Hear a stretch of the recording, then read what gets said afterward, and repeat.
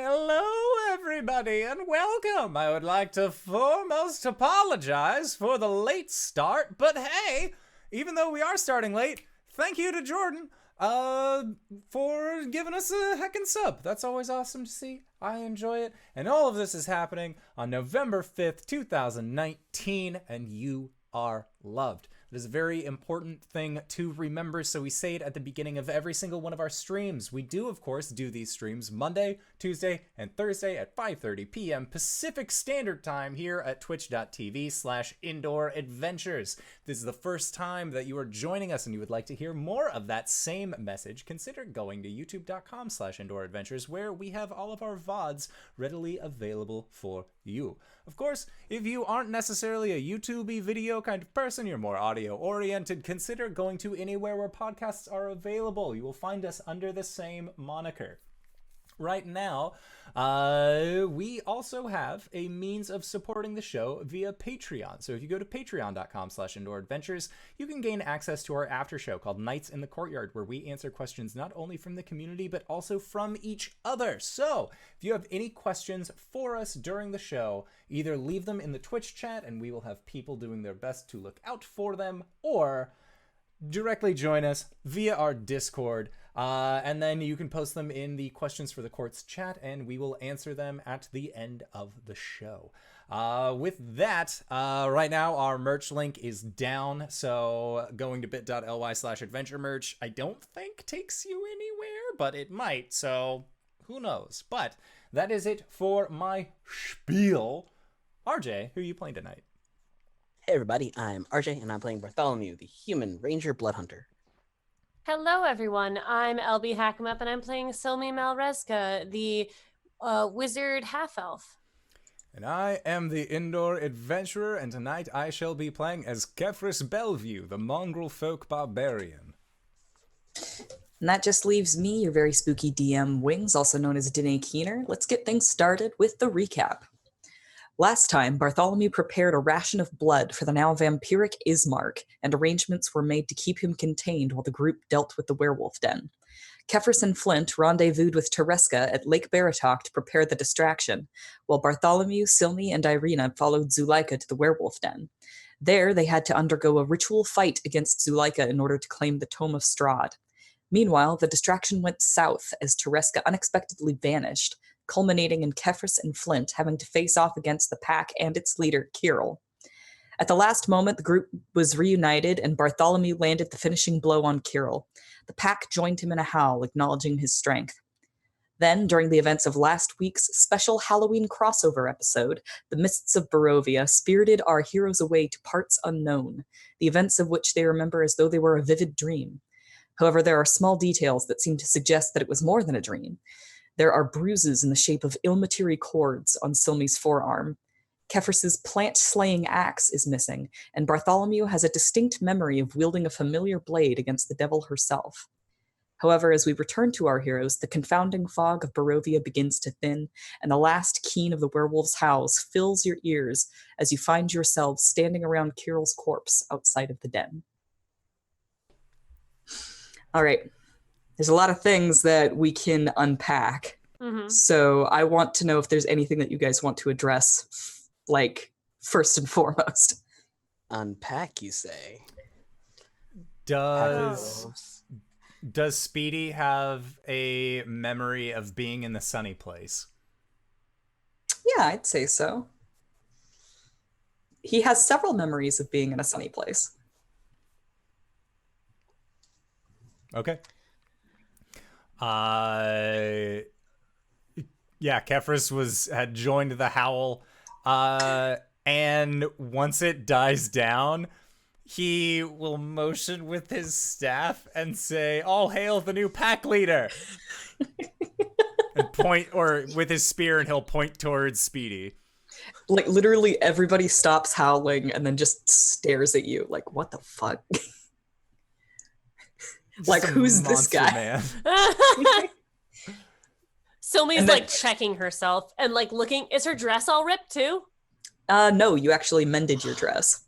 Thank the God. Trust me, I went back and checked. I was all like, should her dress be all ripped up for this? Nah, she mended it. All right. definitely checking myself, making eye contact with my brother from across the way. Yep. Your boots are a little scuffed. God bless it.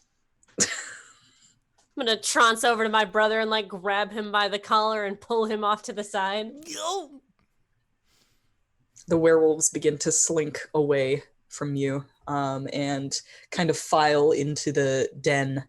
Meanwhile, Tereska is kind of like trying to comfort this gaggle of children that appear to like have been released from this wicker cage that they had been kept in. Bartholomew is going to approach his mom, slowly shifting back down into his human form. All right. Let the siblings have their conversation. Kefris, what just happened? We won. Won what? Points back towards the werewolf corpse. You don't have any memories of anything weird happening like a second ago. What? What do No. you mean? Oh. Well, I had a very odd sensation feeling thing. Look at my arm. Blessing of Ilmata upon you, sister. All right. Silme's gonna check in her. Silme's gonna check in her bag. Do I have the paper? That Caleb The gave paper me? that Caleb handed you? Yes. Yeah. You actually have to dig through your bag Yeah. a little bit. Like, you know how when you dig through your bag the first time when you're looking for something and you Yes. don't see it the first time, you look somewhere else, and then you look back in the first place that you checked, and it turns out to be there? Yes. That's exactly what happens to you. Okay. So you like, at first you feel like, am I going crazy? Did that not happen? Yeah. And then, there it is. And my, what are they called? The stacking, the Russian nesting stacking. dolls? The, Yes. the matryoshkas. One of them's still missing. Mm-hmm. But, you know, then again, you're not entirely sure, because how many did you have? That's true. That was odd. That was an odd tangent my mind just went on that I don't know if it's real. Sister, I've been thinking that this entire place has not been real since we got here. You just kind of have to embrace it after a while, I suppose. Did you have a notion that you're in my body? No, don't be weird. Oh my god, no, I meant like our minds. Whoa! No! Was not going that far. Oh my god! That's not what I was laughing about. Oh my god! Metaphysical, like, brain in your brain place. We need to get these children out of here. Have you seen my axe? Your what? Your axe? My axe! The tree axe thing? Yes, the one that I absolutely love and would never give up under any circumstance. I feel like you maybe gave it away? Why would I do that? You never know I don't when the tree know, axe is going to come I in had handy. a weird notion, and now I have things that I didn't have before. Are we safe here? I don't think we're safe here. We should really leave. Where's Yeah. Flint? Where's Flint? Flint has kind of, with his tail between his legs, he has retreated into the werewolf den, kind of like, you know, just sort of shuffling into the crowd as though like, hey, maybe I won't be noticed. And you get a glimpse of him talking to Zuleika inside the den. Yes, let's avoid that. Yes, they have a history. Well, I want to check on Maybelle and the children. Can you make sure Speedy is not going to be killed on sight? Speedy's fine. He's the new pack leader. I don't know if that's how it works. I don't either, but I'm really hoping it is. Wasn't Irina with you? Looks around. Irina's just standing like a healthy distance away from you guys, and she waves. Does she have the, like, who has the book? Who did have the book? I gave it to Silme when I Okay. said, hold this, run Alright. to the front. Did you end up, were you able to get the book? Silme like opens her bag and it's like taking up most of the space in there. Yep. It's a fairly thick tome, like about like twice the width of your head, and very thick, very thick.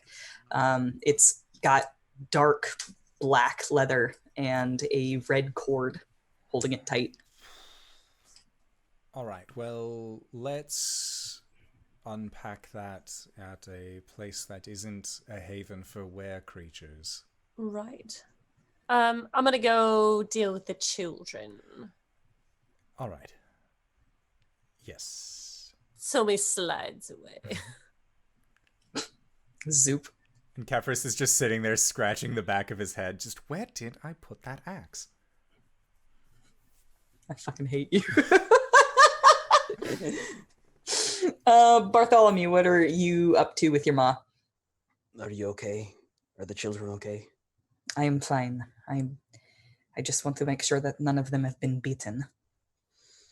She's just kind of like, in a very like motherly fashion, but she's quite forceful in the way that she does so. She's just giving each one of them a check. I'll help out if there's a lot of them. Yep. They're all kind of sniffling and crying. They're all like between the ages of like 6 and 12. There's a small smile on Bartholomew's face as he's checking over the children and going, well, it's a good thing Father isn't here because he would probably want to adopt all of them. She kind of sighs, and then there's a side quirk, and she's all like, where do you think I'm going to take them? They're not all going to fit in my room, Mom. Why don't you have a room anymore? Yes, I hate to tell you, there is no room left. All right. What are we going to tell him then? The truth. I was going to say the same thing. So, how does this work? I killed Kirill. And from the conversation that Kefris was having, I think he thinks that I'm the new pack leader. It is not so simple. Good, because I don't want that responsibility thrust upon me. That is... If you do want that responsibility, you will have to be active in pursuing it. Leadership was never my strong suit. She just kind of smiles to herself and shrugs.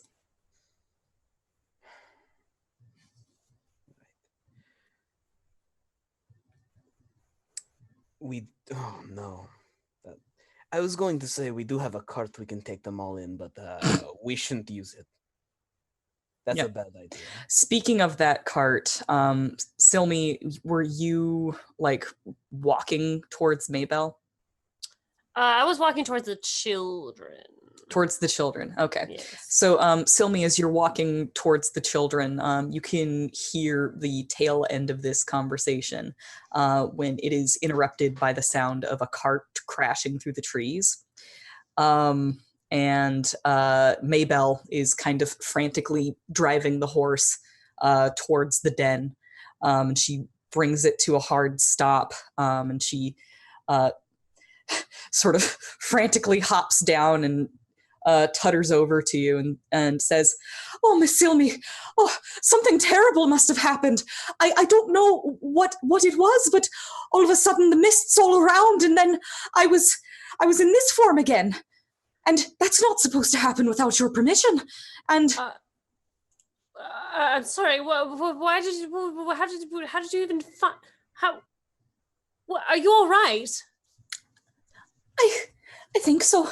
I'm just very confused. I'm sorry. I feel like I had a very similar situation. Did you? Were you hurt? I don't think so, miss. All right. Is the cart still filled? Oh, and she'll rush over to the cart and kind of peek in through the window. And then she recoils as there's a gnashing at the window. And she's like, oh, yes, he's in there for sure. All right. Um, She'll take her hand and just, it's going to be all right. You're safe now. Okay. Bartholomew's going to walk over to the cart into a side satchel and pull out that wine bottle of blood that isn't full of the knockout blood. Mm-hmm.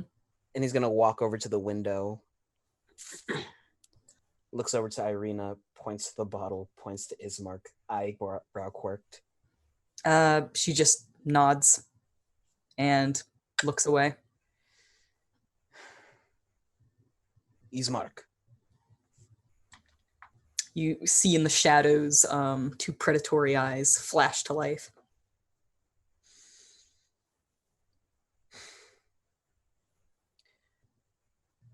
He's going to offer the neck of the bottle to him and just let it waft a little bit. All right.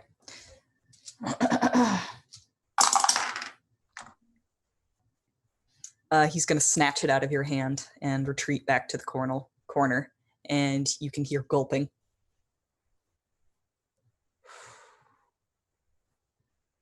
Well, the sooner we figure this out, the sooner we can cure this. Right? You're muted. Right. Shall we get out of here?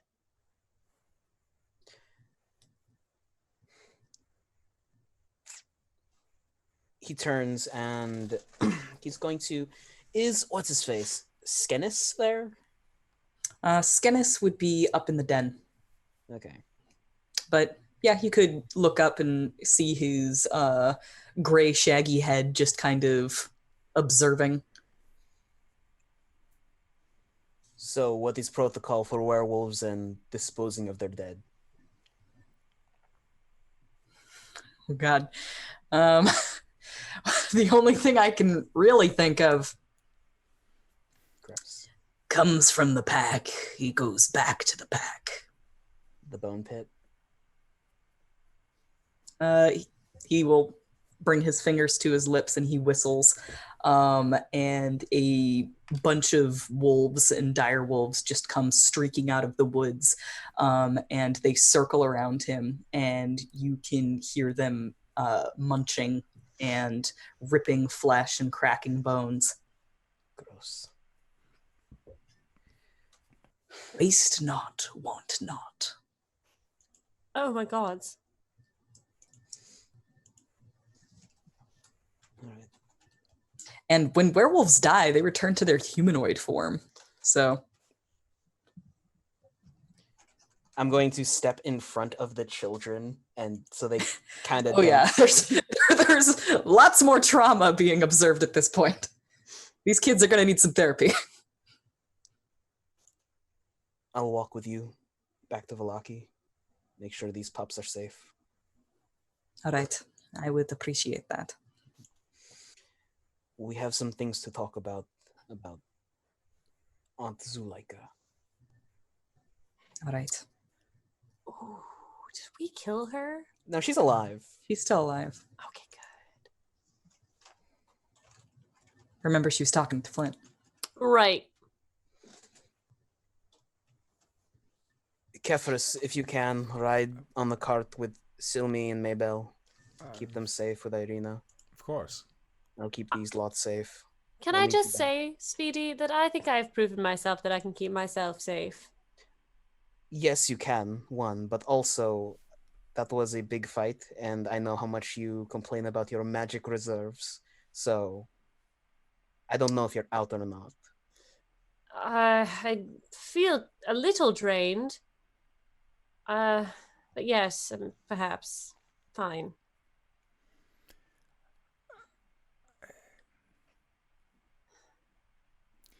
And Kefris walks up to Speedy, and he puts a hand on his shoulder and says, "You know that I'll protect them with my life. And if you're going to be staying around here for just a little bit longer, I seem to have misplaced my plant axe.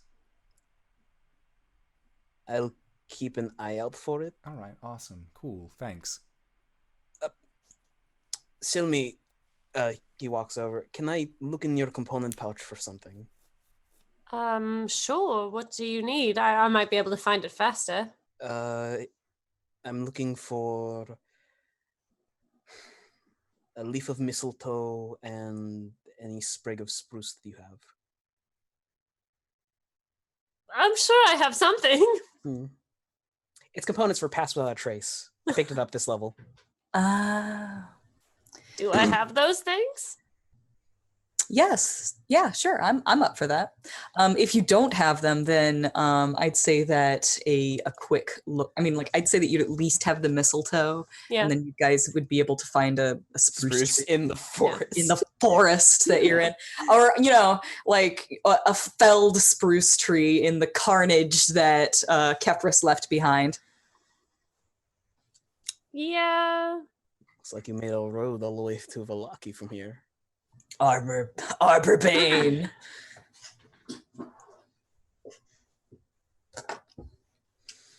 All right. So we do that. All right.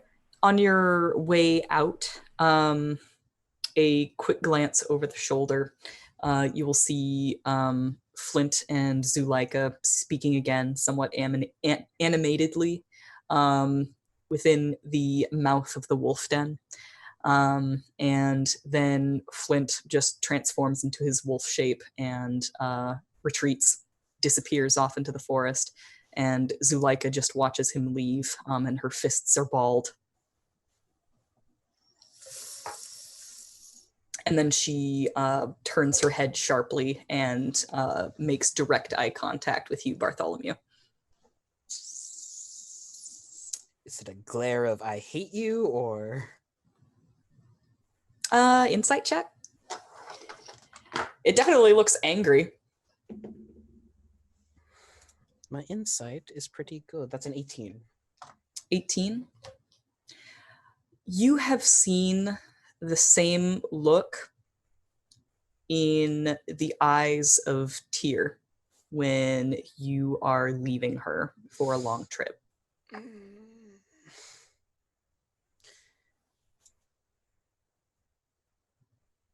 If the siblings are getting on the cart and leaving, he'll turn to his mother and go, I think you should talk to Aunt Zuleika for a bit. I'll keep these pups safe.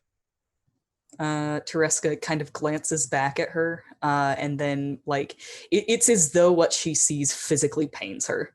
And she just looks away immediately. And she just kind of looks at the ground and says, all right. I owe her that much. I'll be right back.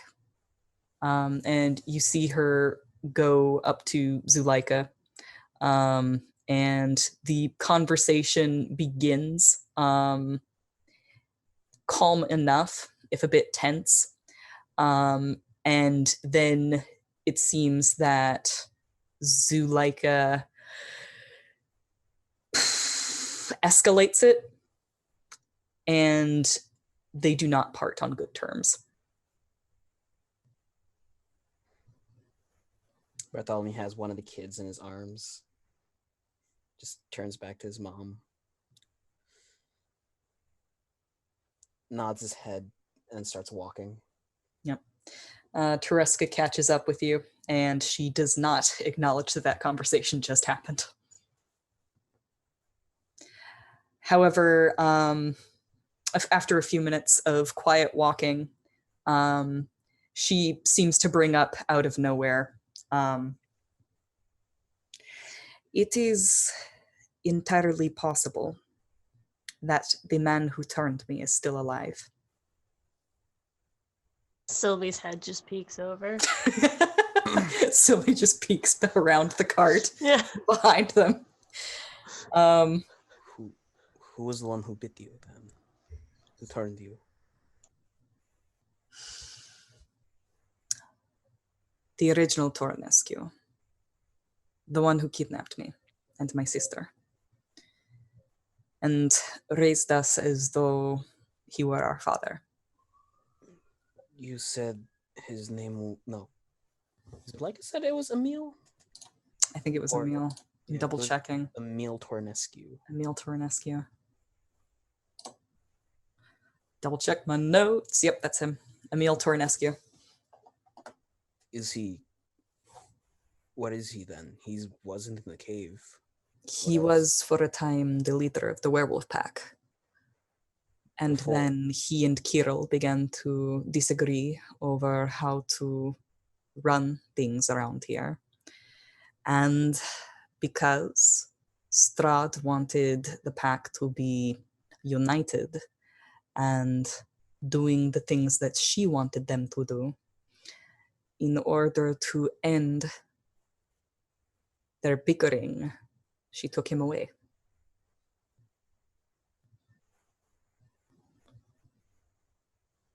Do you know where he's being held? If I had any guess, it would be in Castle Ravenloft. Great. Well, we'll burn that bridge when we get to it. He puts down the kid, picks up another one. Just giving them turns so that they can rest while they're walking. Oh no, that's adorable.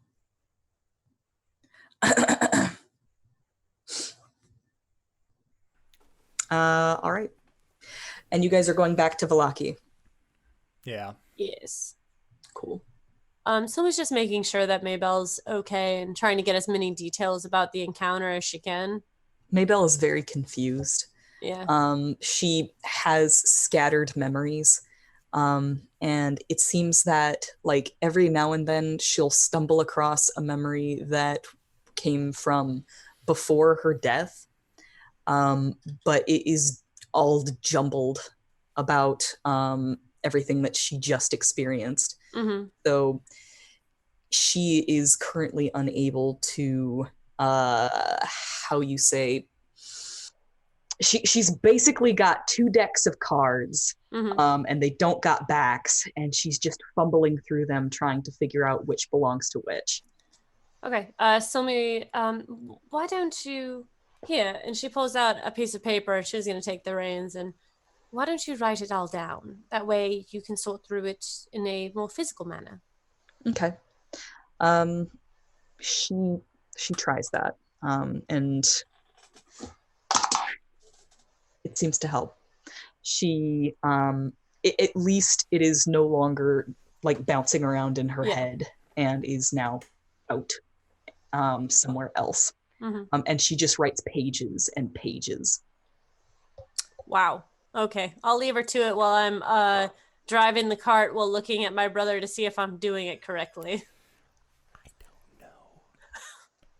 Speedy go. was the one who always drove the cart. I know it's on the road, I so swear, I mean it's just following the road. We follow the fine. road. We're I think bound to it's get to Vallaki. So Yes. Speedy turns to his mom as he sees the reins getting pushed over to Silme, and he scoots the kids a little bit off the road. they're behind. It's fine. Tereska fine. puts herself between the kids and the cart. Sorry. Sunday drivers. It's only Saturday. Kefris is also going to see about eventually getting a piece of paper from his sister because he has a letter he needs to write. Explaining why he's been late to dinner for so long. The Bellevues. She'll let him know that she kind of doesn't have that much on her currently, but the rest of her stash is at the We'll Yeah. figure it out. yes. Okay. And there are 9 kids here Cool. in your little gaggle. Are you writing the letter now and you're gonna send it as soon as, or you're gonna wait until you get a raven, right? My understanding for Kefris is that quills are very hard for him now that he has gecko pad hands. So a lot of what he has to do is just dip his finger into ink and use the nail as more like a quill end. So trying to do that on a cart, man, that's not gonna fly. Nothing will get done. That's adorable. Actually, like the first impression we ever had of Kefris was using his nails on a book. I just found that interesting. Mm-hmm. All right. So it takes about an hour or two, maybe 2.5 hours to get to Vallaki. You find it in a similar state as you left it, which is to say borderline destroyed, but recovering. What do you do? Take Ismark back up to the attic. I'm gonna give him. Just look in the cart. Ismark. It's the drugged blood. Yep, you put him out. Okay. Like tablecloth, bindings. Uh-huh. Pull them up. I mean, like, you're in Barovia. Nobody's going to question you walking around with a body-shaped bundle. Yeah. Yeah. All right. You go put Ismark back. Take the kids to Father Lucian, who is just thrilled to have more people to look after. However, you catch sight of your father, who is now making a more public appearance. He's kind of walking around and doing what he can to assist in taking care of people who are still recovering, even though it seems that he's taking frequent breaks. And his eyes light up at the prospect of taking care of children.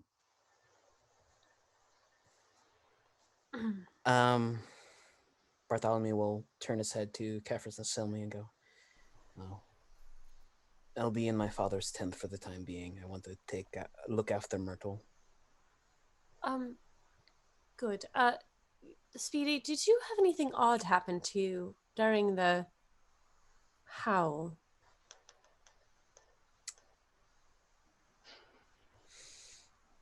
Maybe. I might have blacked out a little bit. I had this very weird sensation. Did it have anything to do with Maybelle? He turns to Maybelle. She is furiously scribbling on a piece of paper, her eyebrows just furrowed. Maybe there was this very short woman and a very tall, scaly man, but it wasn't Kefris, too. It was odd.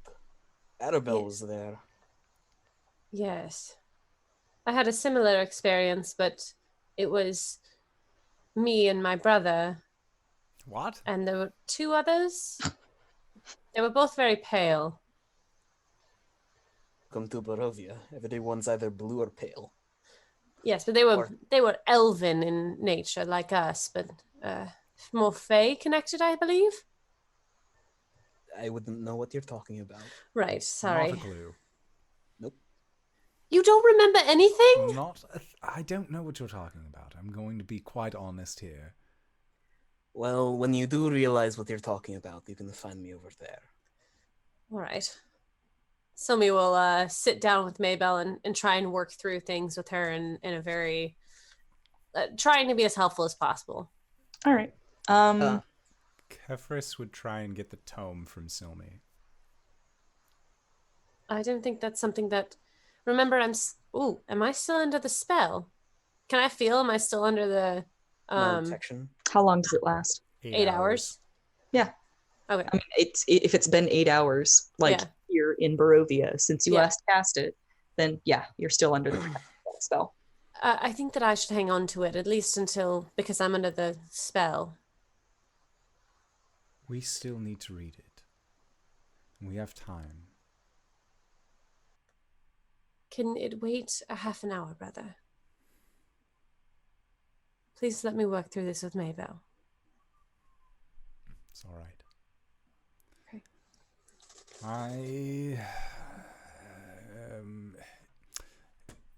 Do you have any gold on you? Let me check my bag. I think I have at least 1. If I can catch my father's eyes, I'll head nod over to the tent and drag my mom along. He is 3. kind of shepherding some children into their own little tents I mean, I guess he'll shepherd them all into like one communal like children's tent, the kids' table. And he sees you doing that, and he calls over Lucian to watch them for a bit, and he will lumber over towards you. Back to the siblings. In fact, as you're walking over, you can see over his shoulder, Myrtle has basically, by the time he has turned his back, Myrtle has established herself as the ringleader. Looks like I'm in charge here. Yep. And she's just ordering these kids around. Aw. I would like to sell some things to try and get a shield. Okay. Sugar snap peas. I should have given you my shield. God damn it. All right. Fine. It would have been great. Oh, regrets. All right. What are you going to sell? I have my 200 and I have 290 electrum. Oh. 400 and... I was going to say, I have this potion of healing that I was just going to sell. No! We need that! Either that or I have a double-bladed scimitar. It's worth Why 100... and when? I and don't how? know. I've had it for fucking Did you weeks. start with I it? think so. As like part of the monster hunting kit, I could start with 2 weapons, so I just chose double-bladed scimitar and never used it. It's amazing. But it's worth 100 gold pieces. I would be willing to trade this very useful item in Barovia for shield. It's this item that you've had from the beginning. It's the thing that shows up in season 2, and it's like, yes, I've always had this. Pretty much, yeah. But I'm just looking to hawk it, so that way I could get a shield. Like, I'll do straight across. All right. How much does a double-bladed scimitar cost? 100 gold pieces. All right. I'll say you can get...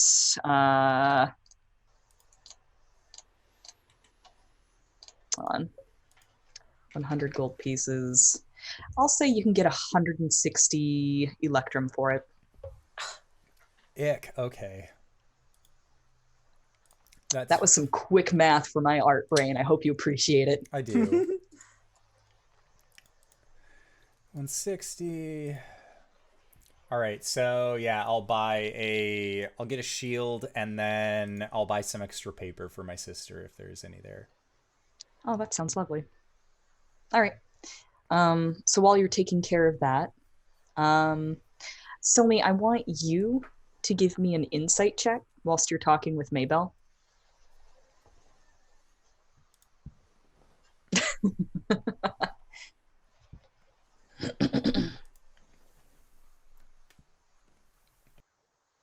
Muted.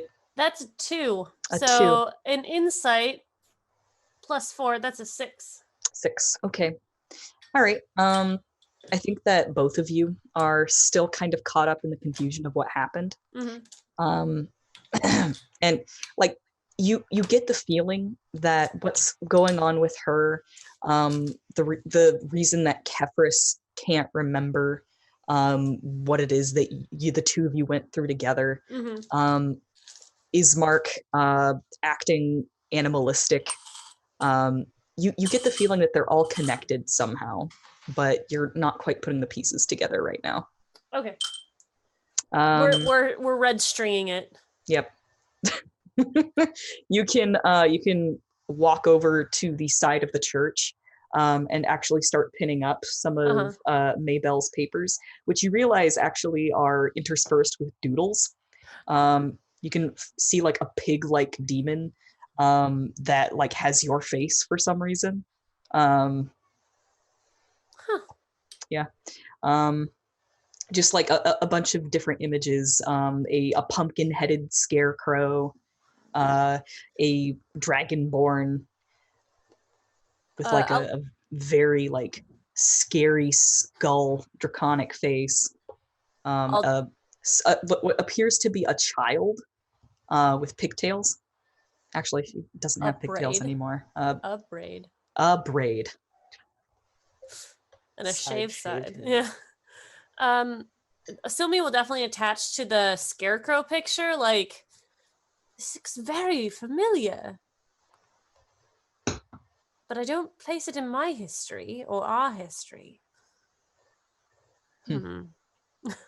I'll definitely point out that things like that is something that definitely happened here with me. That is something that I don't know what that is, like that sort of thing. All right. So you guys will look at that and try to piece these things together. Meanwhile, Bartholomew, you have gone into your father's tent, and you realize that since you arrived in Vallaki and like through the excitement of seeing your father again, you realize that your mother has made herself scarce, and you haven't seen her since you have laid eyes on your father.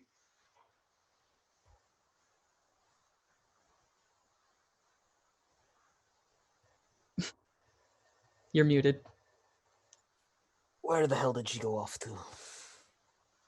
I really hope she's not making me do this alone. He reaches up towards like the tent entrance and undoes the clasp to let the flap roll down over the entrance. Mm-hmm.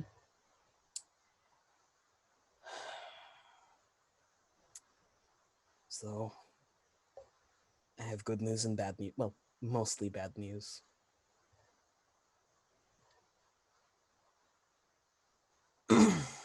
Which do you want first? There is no good news, bad news in Barovia. There is only news. Well, a few days ago, when we went to Yesterhill, we met Strahd, and she changed something about the way the land works and brought home the full moon. And I turned.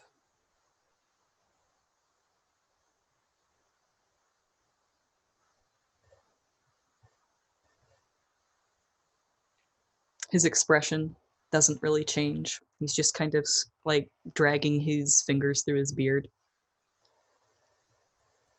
But he just dips his chin and looks at you. Like in the stories, they say that the first turn was always violent, but Silme did something. I got control back. And ever since then, I've wanted to tell you, but I had to figure out for myself if I wanted to take the kindness or not. It's been a long couple of days, Father.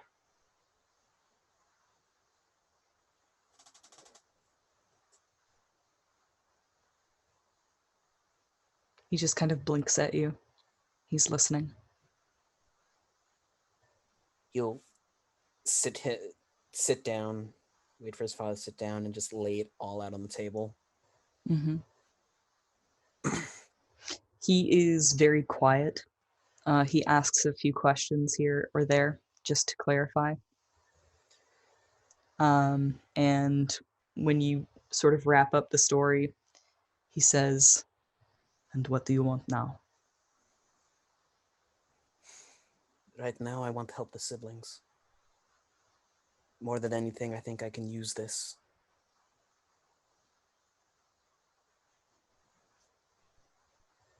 He nods.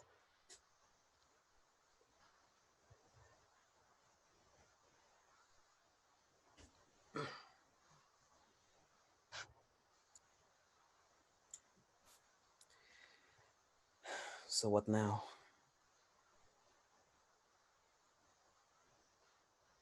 You do what you set out to do.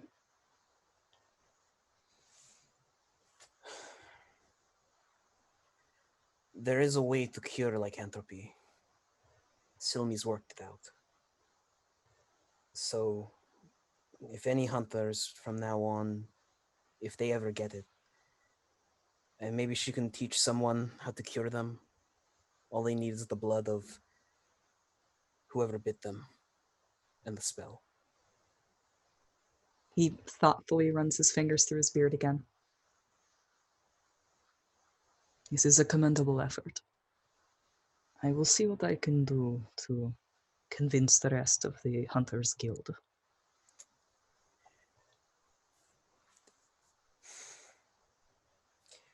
just putting it out there. We killed Kirill. There is no head for the pack. If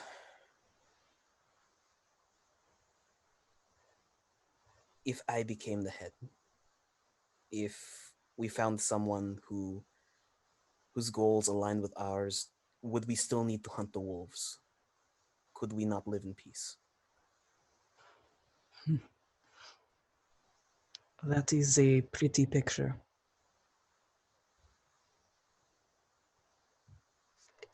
Some may think that could be impossible.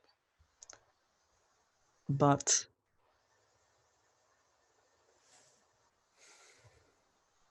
it is a commendable effort to try. Are you willing to try?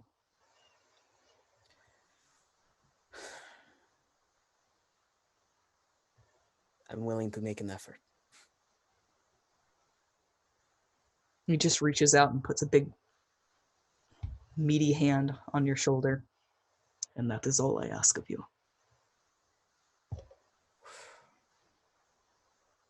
Hundreds of years of tradition down the drain in the span of a week? I have never been a very traditional hunter.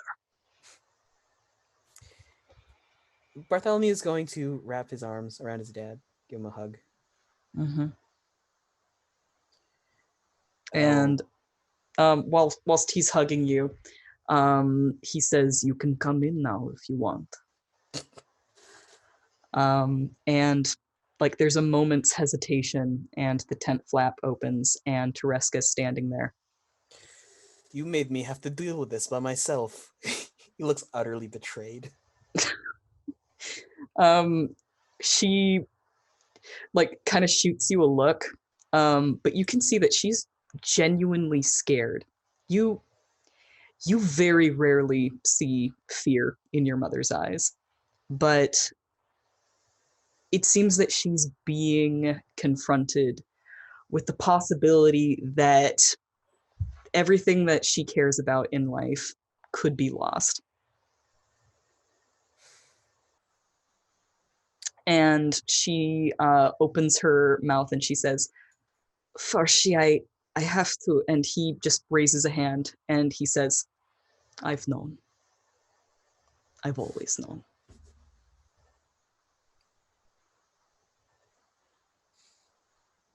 And he reaches out towards her. She takes his hand and he pulls her into the hug with the three of you.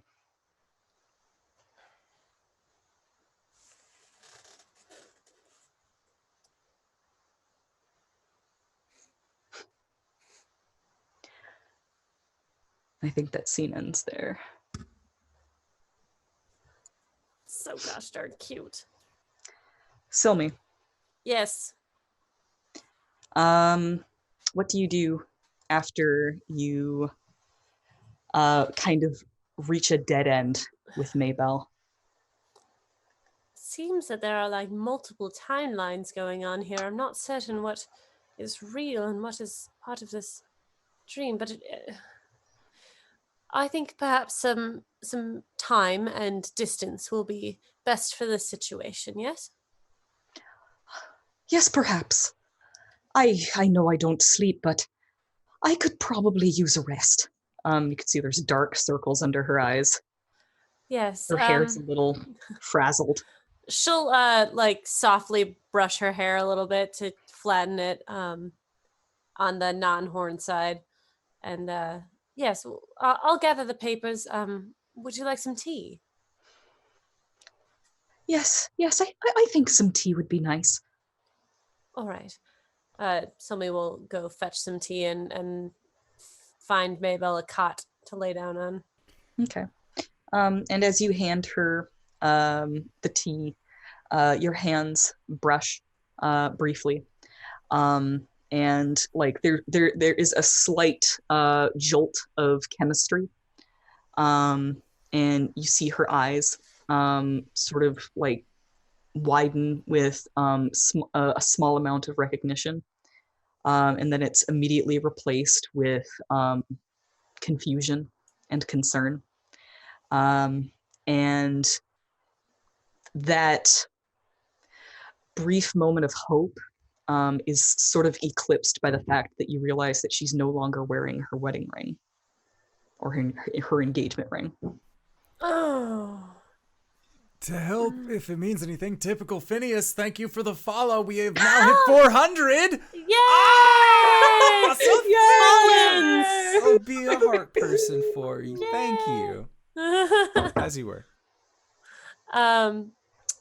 Yeah, I think Silme will kind of like visibly look at it, and then like her shoulders drop a little bit, and I'm gonna say she's pouring the tea, and she'll just kind of stop and then finish pouring the cup and set it down, and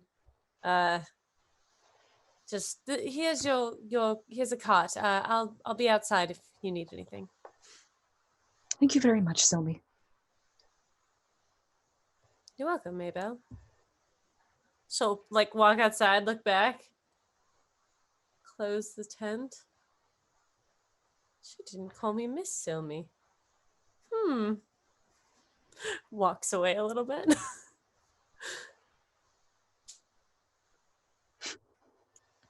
And as you're walking away, you hear something unfamiliar for Barovia.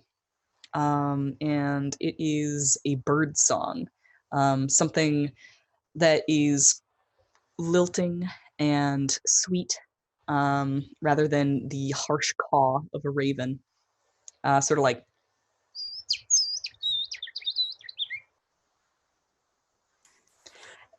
And you look up and you see that there is a brightly colored purple bird with a flower in its beak. Oh, what flower? It is some sort of orchid. Okay. It's got kind of dark petals with like red accents. You need to consult your book to figure out exactly what it is. But it hops down and hands that flower to you. Silme will take it, smell it, give like a smile, and sit down on a bench somewhere and start reading her book. Mm-hmm. Reading her book. Yeah, the bird flies away. And as you are consulting your book, you realize that there is a little lock of blonde hair tied to the stem. Like, okay.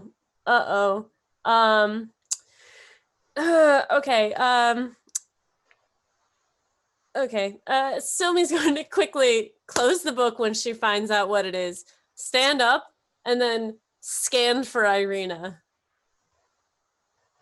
Okay. Irina is helping out where she can with the refugees. She's gonna kind of, it's lovely to see you. As she like kind of runs over and I don't even remember what her name is. Not Irina. Indiro. We agreed to stop with that. I need your help with something in the church. Do you mind coming in the church with me? All right. She seems to recognize that you're... My eyebrows are doing weird things. Your eyebrows are dancing. Yes, she follows you into the church. What is all of this about? I think you might be in danger. Would you mind just standing right here? I have something that I've wanted to try.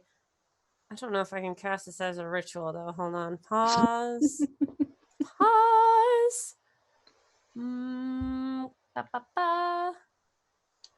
I can't. Dang it. Well, I think you might be in danger. All right. Why do you think that? Because I have a spy on the inside and they are telling me things, and this seems like it's a very clear message. I don't know, are there many kinds of orchids here? Because I only know of one. She looks down at the flower and say, "It is a Zarovich orchid." Yes, all right. Mm-hmm. And is this your hair? No, she has auburn hair. Oh, I thought she was blonde. Nope. Who's blonde? Ismark is are? blonde. You are blonde. Escher is blonde. Maybelle is blonde. There are many blonde people. She holds up the hair and oh God. Bianca is a platinum blonde. Well, I'm sorry. I may have misjudged the situation. Does it look like my hair? Wow. Okay, give me an investigation check. Oh. I so rarely have a moment where I feel like the investigation skill is like very much called for, but like this is literally forensics. Yes. So, 22. holy butts. I have glove, +6 to investigate. All right, so you get out like a little seeing glass where you can like like appraise it like a fine gem. Uh-huh. You like sniff it, like get a little taste of it. Mm-hmm. Like gross hair, but you're professional. Yes. You are able to immediately remove yourself from this because like it doesn't have your telltale perfume. Uh-huh. It is not the right shade for Maybelle. Right. Ismark's hair is dirty and the timeline doesn't like line up for it. Uh-huh. You narrow it down. You are fairly certain that this is a lock of Escher's hair. Oh. Oh, is he in danger? In fact, am I in danger? In fact, the little incision, the cut to like get this hair out, it doesn't look like it was done by like a blade. It looks like claws. This was like a tear. Oh shit. She knows. That's not good. That's bad for him. I mean, I'm already in trouble. Sucks to be you. Yeah, right. Oh shit. I don't know what to do. I don't know what I would even do for that. She will get a room in the church. She'll go in one of the rooms of the church and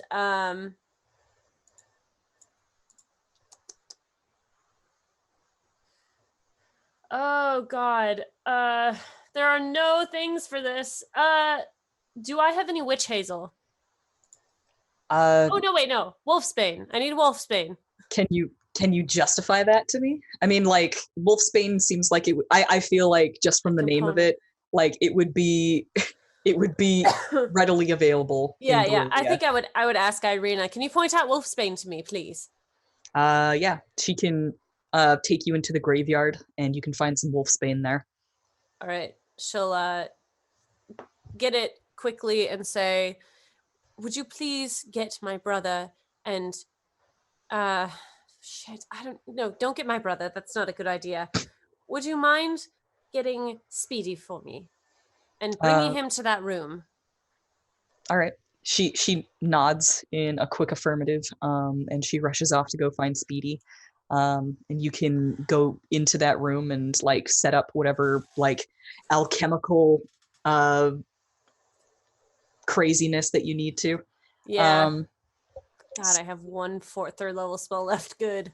You are kind of in the wrapping up moments of a tender moment with your family when Irina pulls open the flap of the tent and says, "Speedy, I need you to come with me now." Okay. Kind of busy, but do you want in on this? Now, Speedy. Extricate yourself. Sorry, it's important. The two of you run off, and you. What do they find when they enter Silme's room? Silme is preparing a spell. She's getting out. It's an action. So she's just taking out some diamond dust, and that's it. That's all I need. Probably writing some runes and stuff. I thought there was more to it. I'm sorry, it's a long description. Writing some runes on the ground. What's going on? My informant, who we are not to speak of, well, you're not to speak of, is in a little bit of trouble. So I'm going to help him. Hopefully. Now? How? What? She kind of like holds up the hair. It's hard. Just do it. Just fucking do it. I just needed someone else to be in here just in case. What are we expecting? Pulls out short sword. Well, no. Hopefully, Escher will come and he will be able to. I'll be able to cast a spell on him, and then Strahd won't be able to find him. Put short swords away. But I don't know if he will be alone. So do you want them out or in? I just want you here, all right? Just fucking do it already. I'm waiting, and he needs to come here for me to do it. He can come in the church, right? Let's find out. Oh, jeez. I have the window open so that he can maybe come in if he needs to. Don't they have to be invited in? Well, I can invite him in, all right? Do you own the church? Because it is technically not your house. I don't know the semantics of it. Speedy? Listen, I'm trying to make light of a very heavy situation here, so let's just continue. Thank you. What do you do? How much would a silver longsword or short sword be? Because I'm still shopping. No one's gotten me. There's rules for silvering things. Okay, I was just curious. I want it's 200. It's 100 gold per foot of the weapon, or one weapon. Okay. It's really kind of shitty because it's also 100 per 20 bolts. So I'm just. It's 200 per weapon and then 100 per bolt, per pack of bolts. Yeah, per 20 bolt. Okay. Jesus. Okay, I clearly don't have that just much. Just fucking money. Say Speedy. God, they might give you one. I remember being a ranger in Barovia. I will say I know Speedy, and I want to try and pick up a silver dagger. Okay. Sure. God, the I feel like the hunters in the guild probably have silver daggers just falling out their ears. I have 40 gold that I haven't spent already because I've bought some gifts for people. All right. Give me a persuasion check with advantage on account of the fact that you're a haunted one and people recognize you and look at your sad face. Natural 20. All right. Awesome. Let's do you one better. You can get a silver dagger and one more weapon. Silver short sword. Cool. That's what you get. Or Irina can use a long sword. I'll get a silver long sword. Neato. Yep. Okay. Cool. All right. Also be thinking about what's in your letter to the Bellevues. Oh, I'll have to message that to you after this game because I know what I want to write. I just don't know exactly what I want to say, and I need time to do that. But I am going to be writing a letter that's mostly an apology. Okay. I mean, you can send me the exact letter later, but I want you to give me the gist. Oh, yeah. Okay, cool. All right. So, Silme, what is your spell that you're casting? When he arrives, I'm going to cast non-detection on him. If he arrives. How are you summoning him? That was what the Wolfsbane was in the window. I don't have any other way of getting in contact with him.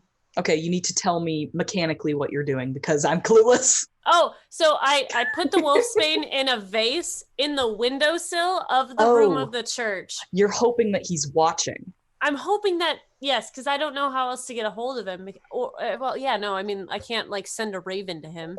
If he's Valentine, he's part of the hunters. He's not always Valentine. I think that Justice himself has a confusion as to what's up with Valentine. Because I have this thing. Valentine is a person. It's just that Escher likes to be him because Valentine's he's a heartthrob. Escher's got a man crush on Valentine. He wants to be him. I like the narrative that he's been with me this entire time. He's been your best friend since you were a kid. Yeah. No. I could keep that narrative alive, but I'm nipping it in the butt right now. Oh, sad. The bird isn't still around, right? That I saw with the... It flew off. Yeah, okay. I mean, that's pretty much all I can do. I would have gotten his scent during the party, right? Give me a retroactive perception check. Because you didn't know you were you weren't necessarily sniffing people back then. Was the before Yesterhill? Yes. Yes, because I went to Yesterhill in my thing. It's like every time that you have recognized a scent that you like found at that party, it has been confronting that particular scent in person and being all like, oh yeah, I've smelled that before. No. No? Okay. And she'll kind of wait at the window and like look around. Hi, Kefers. No, so like that. That's pretty much all she got. All right. And then like 10 minutes pass, and she's like, Silme, what's the matter? I got a message from him with his hair ripped from his head, I'm assuming, or clawed off, that says he's in danger. I don't know what else to do. Wait, can you smell this? Not the flower. She'll take the flower. No, the hair. He sniffs the hair. He gets it. Yep. Yeah. Very distinct smell of flower on there. Give me another perception check. I can give it to you. This is you can definitely recognize it as Escher's scent. You'd recognize that asshole anywhere.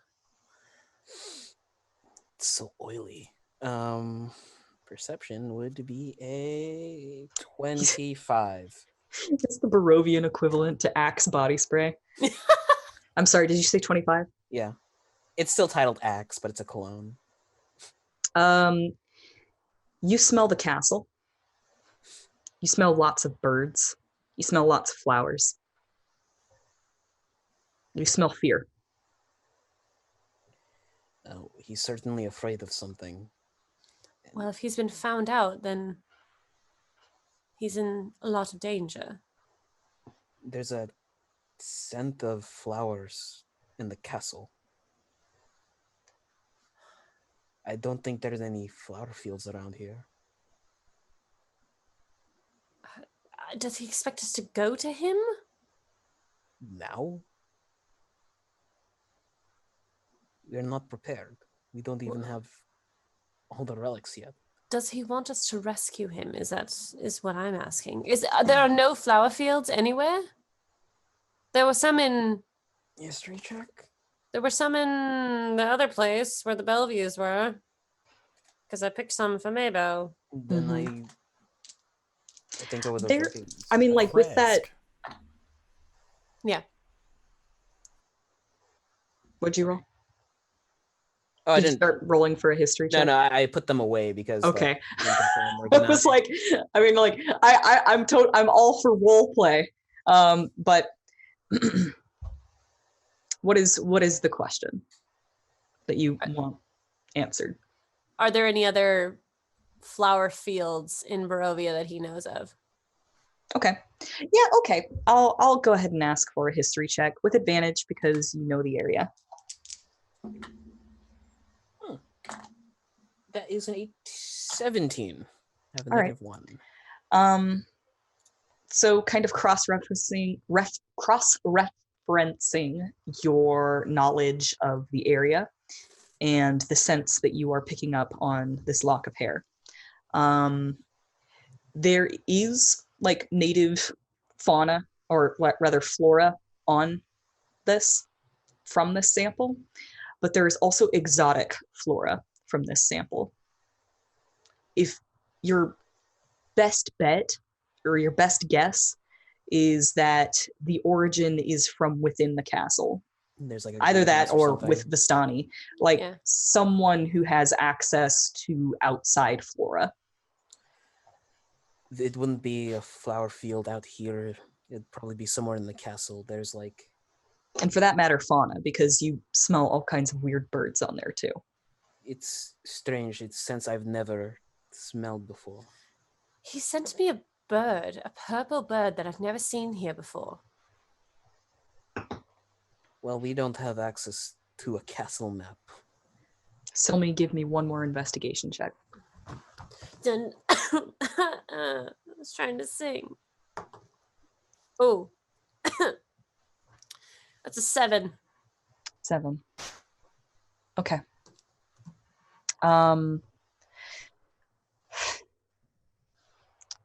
Flipping back through the flower language book, you can find no flower for help me. Yeah. And your instincts tell you that if he wanted help, he would have sent a flower that said, help me. Yeah. Wait. Silme. What? Can you do that thing that you were talking about that Strahd can do? Which one? Scry. You have a piece of Escher now. I do. I don't believe I have that spell, but let me look at my spell book. I do not know how to do that. Let me check my things. Make sure I don't have a scroll.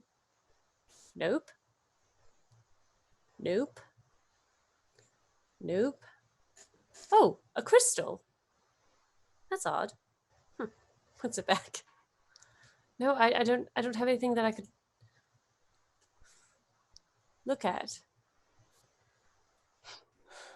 Well, do I know of anything that I could... I don't know the spell scry. Does he mean that I'm in danger? I don't know what...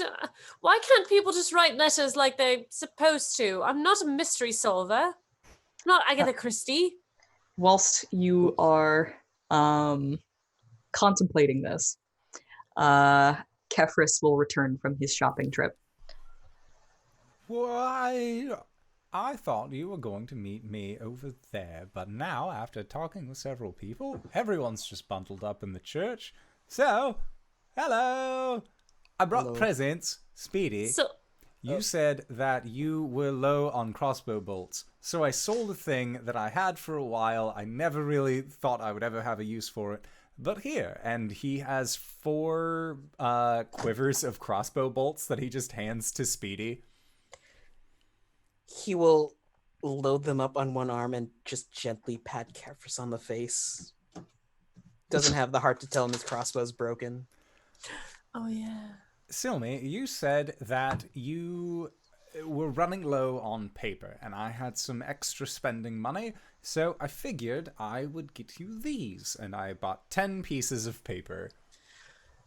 I'm keeping 1, so you have 9. Silme gives you a face, like when you walk in the door, and she's just like overwhelmed and a little panicked, and then she's like grabs it. Thank you, brother. Thank you. I really appreciate it. Now, why are we all in the room of the church? I got a message from my contact saying danger and had a lock of hair that was cut from their head. Oh.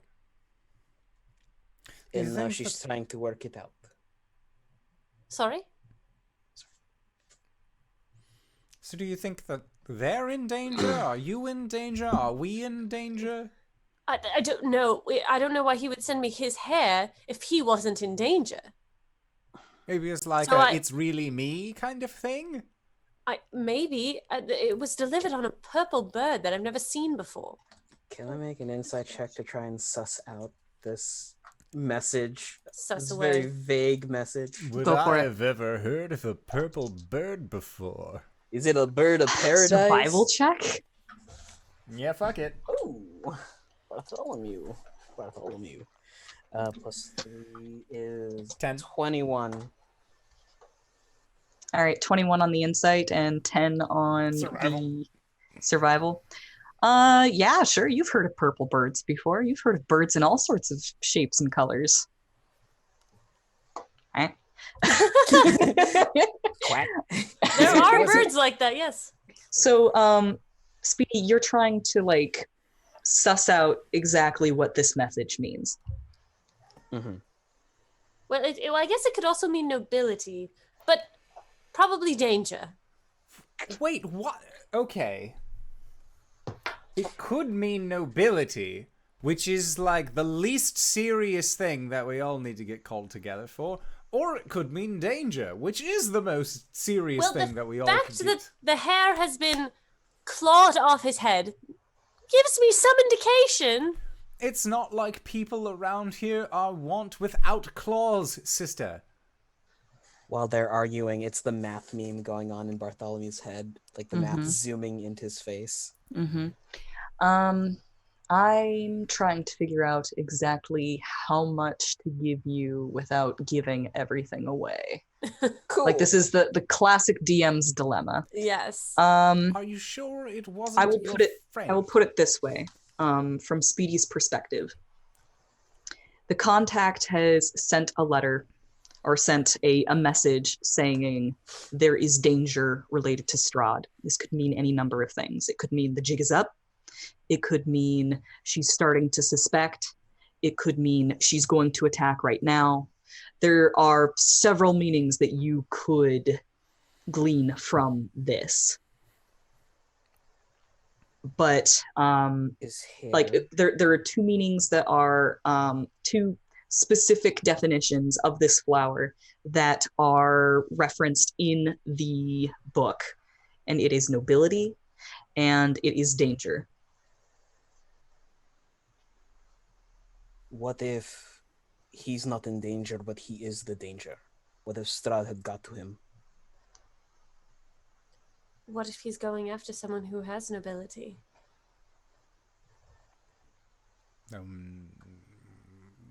Looks at Irina. Irina raises an eyebrow. I don't know.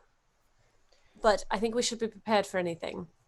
Which is a terrible thing to say. That doesn't work for anybody, but... So keep your weapons on you at all times. If Strahd shows up, you stab her, and you keep stabbing until reinforcements come. Who's reinforcements? The I rest don't of know us, if if you we're were- separated. Let's not get separated. Kefris, Easy. I don't know if you were conscious during Yesterhill because she dropped you like a sack of potatoes. Speedy, I'm very well aware about what happened at Yesterhill. I understand that she has powers that are able of, as you put it, dropping me in a single instance. However, what we need to do is that we need to focus on the now. Worrying about the past, about what did happen, that's not going to help us fight Strahd. That is going to make us scared. That is I'm going making to... an analog because you said to stab her until reinforcements come, Yes. and I'm just saying reinforcements have to come pretty damn fast or else we're going to die instantly. And Speedy, what did I do? With every ounce of my being while fighting Strahd, I made sure that I could keep trying to stab her. Even if it is everything that you got, she cannot live. Unlive. She cannot continue to exist here. We have a goal. We have a mindset. We have several of the artifacts already. We might not have all 3. But that's not going to stop us from trying. We need to get to Madame Ava. Why? Maybe she can help us locate that other artifact. The other artifact is with Strahd. We know where it is. Yes, but then we can pin it down somewhere in her castle instead of running in and dying If foolishly. you were Wait. an ancient vampire as old as time itself, what would be the safest, most precious place at her hill? Yes, Silme. I remember being in a tower of a wizard. Yes? Kazan. Yes. I can learn spells from other wizards. I have 3 new spells in my book right now. I'm not certain where they came from, but I have them. All right? And if I can learn more spells, like one called Locate Object, we can find them. So, I think we should focus on there's danger soon here. We should stay together. You There's can nothing- learn spells. Sorry? You can learn spells. Yes. Yes, From if a I have... spell from a spell book? Yeah, from a spell book. And she points at the Tome of Strahd, like that one. Like this one. Are we... Is this the time to crack it open? Is that what we're doing? Oh my god, yes! You said Okay, that all you right. would Now, come and hey. get me when it was ready to be read, and then you Well, never we're all showed here now, up. so I'm going to... Kefris, can you please stop blowing things out of proportion? This is getting ridiculous. I'm going She'll to open the usher book. Kefris into the room and shut the door behind us. All right, you have to spend a little while unwinding the cord around the book. It's a fairly intricate weaving. It's not necessarily a knot, but it's wrapped in a very particular way. And when you pull the last wrap off of it, there is an auspicious feeling of a seal being broken. And you crack open the book. Do you like open it up to the beginning, the middle, and Oh, start at the beginning. start at the beginning? Okay. The beginning of the book. Question. Is this where we want to take our break? Oh,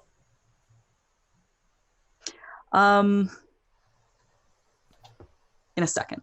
Gotcha. You open up the book, and you see what appears to be a date. It says WX Crescent Sword, and Bartholomew is able to confirm that that means a waxing crescent sword, which is a type of date for, the Barovian moon-based calendar. Year 345, over 300 years ago. It's a very long time ago. The following is an account of the duties and accomplishments of General Strahd von Zarevich, as recorded by her lieutenant, Tatiana, paladin for the people of the valley, 2nd Division in the army of King Barov. The general has ordered the consolidation of the militias in Krezik, Valaki, and Berez. They are to make camp on the Svalich Road north of the Aya to the Ivlis River. This contingent of 1,500 souls will move under the general's command west into the Svalich Woods and rendezvous with the reinforcements of King Barov's army. Only then are we to engage with the enemy. The people have suffered long enough at the hands of the Balanok horde. They have taken enough from us. This is where we begin to take it back. And now we will go on break. Sounds good. So we are going to try and be back in 5 to 10 minutes. So don't go no place unless it is to grab a food, grab a drink, grab a friend, possibly go to... Wait. I guess at this point, go to patreon.com/indooradventures. If you want to get set up with our after show, I would like to once again say thank you to all of you wonderful viewers for helping us reach 400 followers on Twitch. Yay! That's Thank you. incredible. I am planning on doing something special once we get 420 followers. So stay tuned. But we are going to be back shortly, so don't go no place. All right, everybody. Bye-bye. I didn't hit the button. I remembered to hit the right button. Hello, everybody, and welcome back. We're cracking into this here Tome of Strahd. Wings, take us away. All right. So when we left off, you guys had cracked open the Tome of Strahd and found that it seems to be a fairly dry report on the comings and goings of battles and wars within the valley. Silme, you're the one that's reading this. Are you reading it quietly to yourself, or are you reading it out loud to everybody else? I think Silme's very good at reading to herself, and yet giving an account of what's going on without having to read it word for word, because she does it for Maybell all the time. Mm-hmm. So, like, giving cliff notes, if you will. All right, so you're just kind of like scanning, and then like, you know, like as you're speaking, like every now and then you look up and summarize. All right, give me a wisdom save. Oh, good. Is this a charmer effect? It is not. Okay. 23. 23, nice. All right. As you continue to read, you are able to surmise that Tatiana is a native to the valley, that she basically stood alone against what she describes as the Balinok horde, and they have been terrorizing the valley ever since she was a child, and it seemed like she was the only one willing to stand up to them. And while the people looked up to her, specifically, no one was willing to join her in the fight. That's when Strahd came along and basically blew in dark armor on a black horse with a army at her back and essentially rescued her. And at this moment, they have basically turned the tide and are actually actively trying to drive them out of the valley. Do you continue reading? Yes. Give me a wisdom save.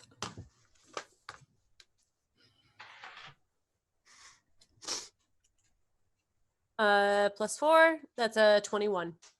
Excellent. All right. There comes a point where the fighting basically has to stop because winter hits. And this is during a time when they didn't have the advanced magics available to continue warring in the winter.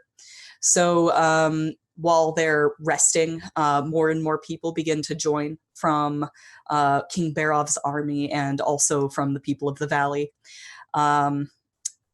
She starts to adopt a more casual tone in her writing, mostly at the encouragement of Strahd herself, because she insists that nobody reads these reports anyway. And you start to see the turn where she begins to treat this more as a personal journal and less of a dry recollection or record of what's going on. You see Tatiana begin to soften her stiff front. Do you continue to read? Yes. Wisdom save. Whilst Silme is reading the book, you can see that she is very invested in what she's got going on in front of her. She seems to be unable to drag her eyes away from the page. It becomes you already know that about her ability to summarize as she's reading, but this seems almost supernatural in the way that she is just staring down at the page and just like vomiting forth what is on it. I am going to get right next to my sister, and I am going to just kind of squat down so that way I am head level with her. And I am just going to wait in case anything weirder starts happening. And if it does, I'm probably going to headbutt her to try and get her out of the magic state. 23. Awesome. All right. So the winter is hard on the Balanak horde. After all, they are living up in the mountains in the trees, and all they have to protect them are crude bonfires and furs.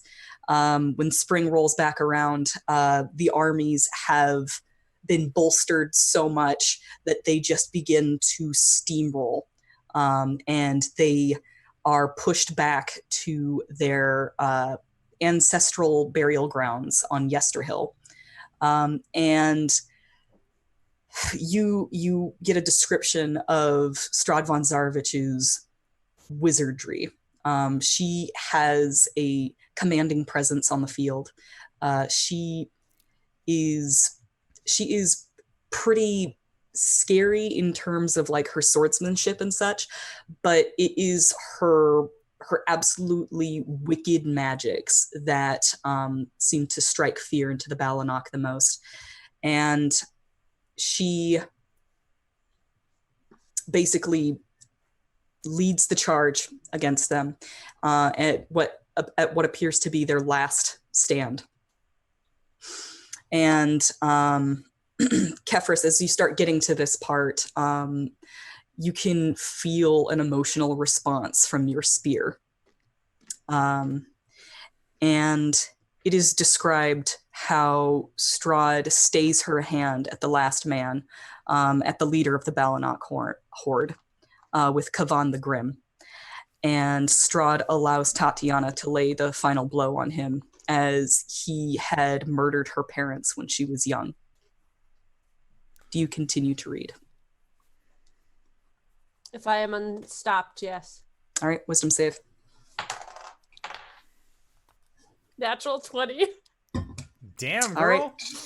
Holy butts. +4. If there's one thing my sister is good at, it's reading. Yeah, right? I got this. If it's one thing my sister's good at, it's reading and being stubborn. Look, I have one job on this stupid ship. It sucks, but I'm gonna do it. Tatiana describes what is known as the Whispering Wall, and it is a gigantic wall of fog that is located at Yesterhill. And she describes how she had heard stories about how the Whispering Wall was, it was fabled to have been the final breath of an ancient god. And it was filled of its dreams of the past and all of the possible futures and visions that it saw. And having killed Kavan, the man who murdered her parents, with his blood still fresh on her blade, she stood looking into that wall, looking for some sort of answer, something new, searching for a purpose, and she saw nothing in the wall. But Strahd stood next to her and kept her company in the aftermath of the battle. It's at this moment that you start to get the idea that Tatiana has feelings for Strahd. Do you continue reading? Yes, I hit the wrong button. Oh god, I don't remember which one. Did I roll? Okay. I've been switching between my dice. Seems to be working. Oh, why would I say that? I got a 9. A 9. Okay. You continue reading, and you find that even now that there is no reason to continue keeping a record after the war is over, Tatiana keeps writing. She talks about how she and Strahd feel that the people of the valley need to come together and be united under one leader, because it was their division that allowed them to be so harassed by the Balanak horde to begin with.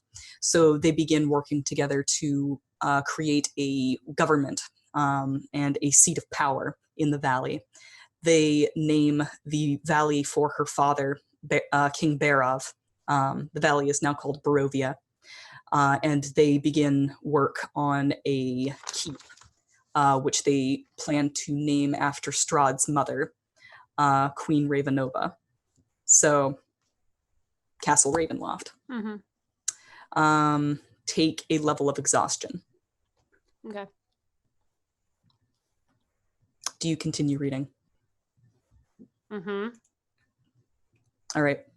Kefris, you can see Silme's cheeks begin to grow a bit sallow. There are some dark circles beginning to appear under her eyes. Her voice becomes parched as it seems that she's almost not even stopping to take a breath as she continues to read. Give me a wisdom save. I rolled a 1, so 5. I was going to stand up and give my sister like knead the muscles on her back to help her focus, I guess. She seems like she's got this. All right. So she Tatiana begins to write about her relationship with Strahd. She writes about what a great woman she thinks Strahd is, how strong, and what a great leader she would make. She talks about how Strahd tells her about her childhood, back when she still lived with her parents. She was an only child. Her father wanted a son, and so she was raised to lead the army. And then she was separated from her mother and began to become the general that she is today. And just as she starts to really think, I'm going to make my parents proud, she receives a letter revealing that she has had a younger brother for about 10 years now, and he will be taking the throne. Take 2 levels of exhaustion for your natural 1. Ooh. Do you continue reading? Can I continue reading? Can I stop reading? If you take a moment to take a breath, you will realize how tired this has made you. You are able to stop reading. Mm-hmm. Mm-hmm. I'm asking you for a reason. I know. No, I'll stop. I know Sylvie would want to keep going, but I know how the mechanics work. I want you to work under the assumption that you can feel the effects of these mechanics. Yeah, so Silme kind of takes a breath and then wavers in her spot as she's sitting and kind of puts her hand on the book to steady herself. I hand her a water skin. Hey.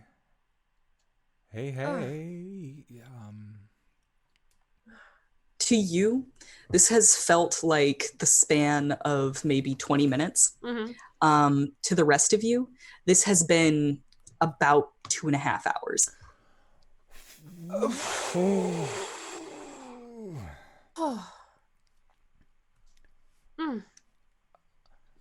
Oh, I could use a snack. Yes. Please drink. Oh, thank you. Oh, my mouth is so dry. Yes. You've been going for a very long time. It hasn't been that long. She looks at the book and it's probably Kefris looks at you very straight and very calm and says, it's been about 2 hours. No, it hasn't. Really? If you want to look outside the window, it's getting sort of light outside. Oh.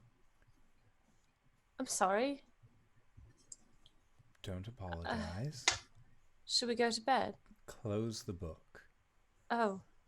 Yes. Silme will take a piece of ribbon and mark the page that she was on. Mm-hmm.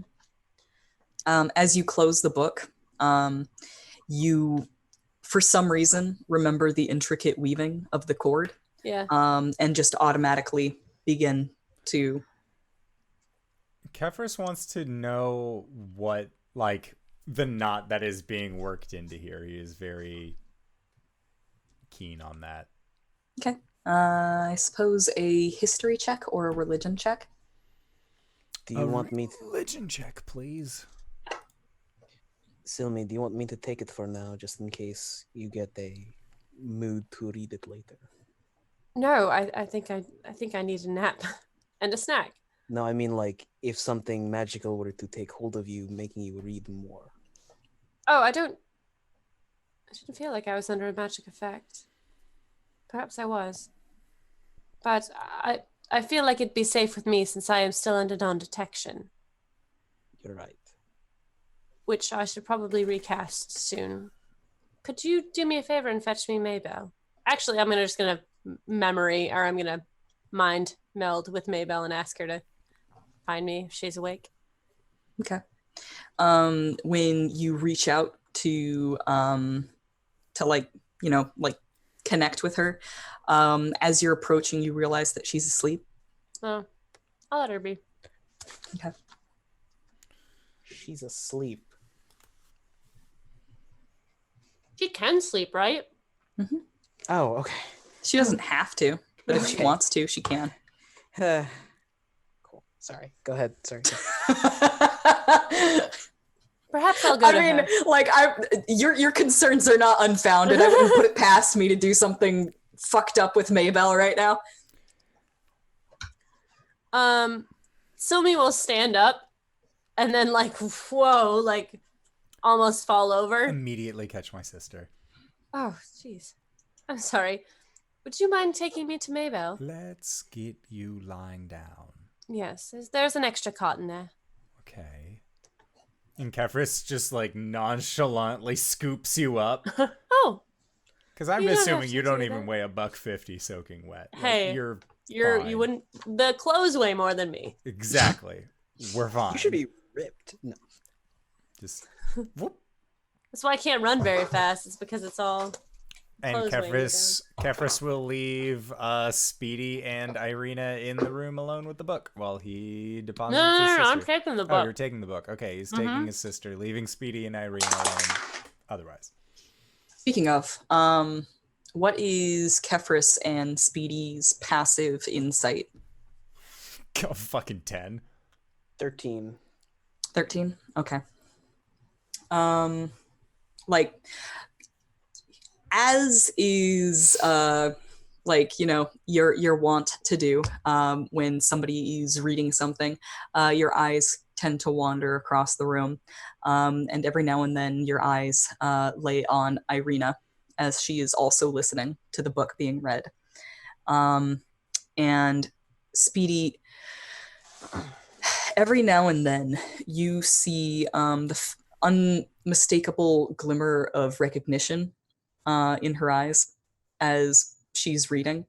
But each time that is confronted, she tends to retreat back into a stone face facade. Regardless, Irina seems to listen with some interest, but the kind of halting interest of somebody who's kind of being forced to sit and listen to something they don't want to. She looks very uncomfortable during the entire reading. We're in a room, correct? Mm-hmm. Speedy will sit down on a chair and motion for Irina to sit down somewhere. She will. He pulls out a wallet and pops it. Yep. She just takes it and knocks it back. Are you okay?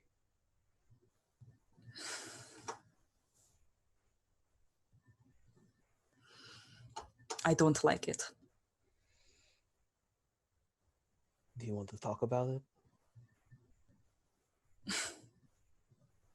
No. But I should. Fair.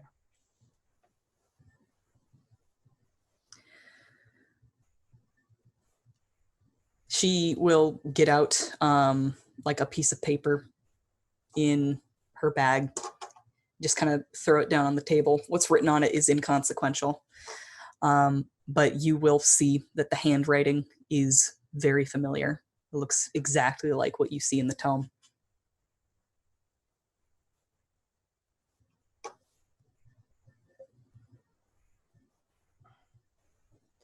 Well, that's different. We know, right, that a soul comes around and sometimes it goes into a body, and Strahd takes a liking to that soul. This has been addressed, but it was addressed with the guest group.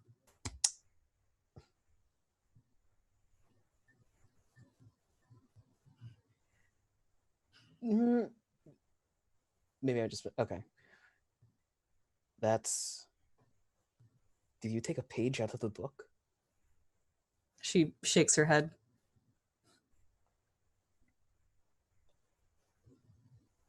This is your handwriting.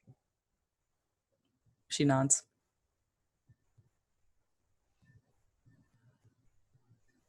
That's disturbing.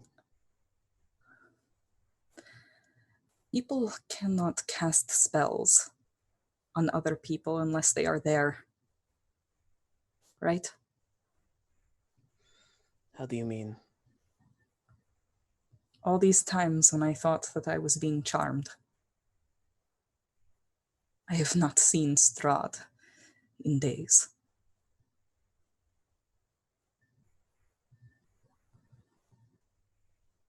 And she just, like, she seems to become verklempt. And she just kind of looks down at her hands. She says, I think there's something wrong with me.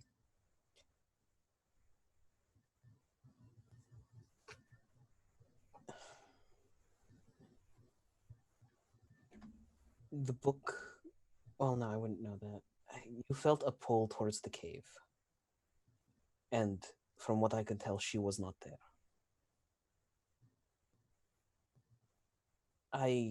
There might be something wrong with you. I think maybe Silme could figure it out if it's like a magical ailment.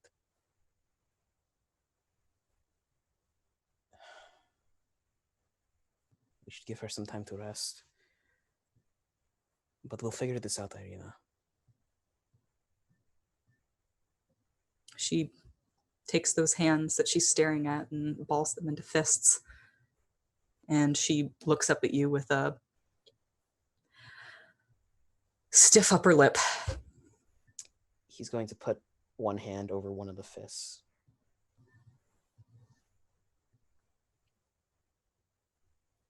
And she's just going to move forward and just press her forehead into your shoulder. Bartholomew takes his arms, wraps them around her, pats the top of her head. Okay.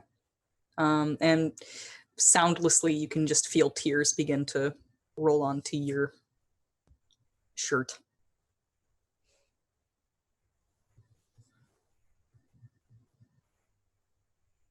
All right. Kefris, what are you doing right now? I feel like Kefris would have gone up to the door where Speedy and Irina were and like went to knock, but possibly heard anything coming from the other side, so he just stops.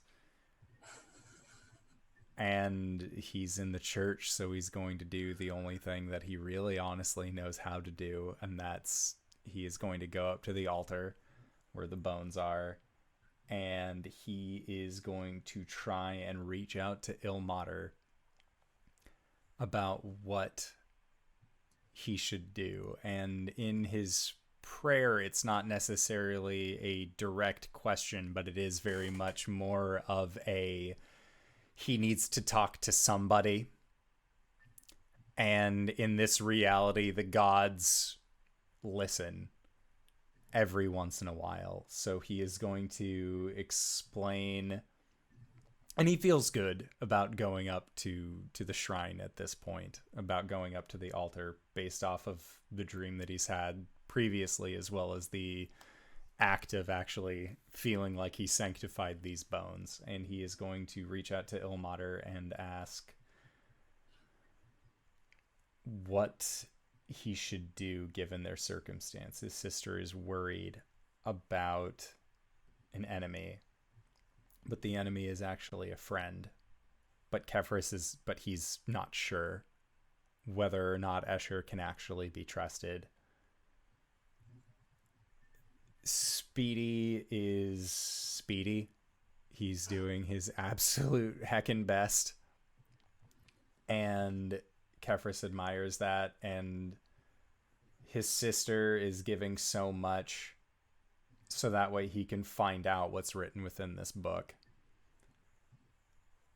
And he thinks about Ismark and how he knows that Ismark is the same as his sister, that he did everything that he could, and he's just going to contemplate on that situation. All right. Give me a religion check with advantage for being in a place of significance. That is a 16. All right. So you find yourself in silent contemplation, just kind of sitting in one of the pews of the church, one of the ones that isn't destroyed. I have a question. Did you send that letter to the Bellevues? Yeah, I'll have sent it. And it was essentially an apology for not coming back yet? It was an apology for not having come back yet, and then I ask about specific members of the Bellevue family, such as the Spider Girl in the courtyard. I ask about Clovis. I ask about any of the other ones that I know the names of, and like, I hope X is doing well. I hope Clovis is remembering to feed X person. I hope that these two have figured out their differences, just like I remember all of you.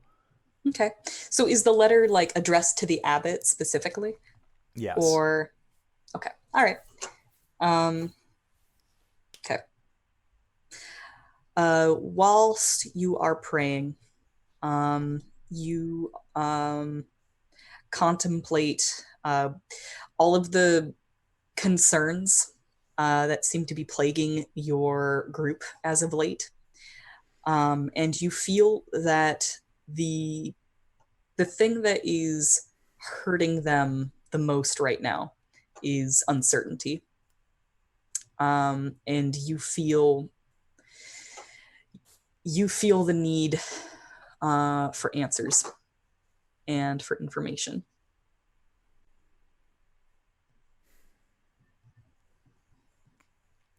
Then I will ask Ilmater if there is any response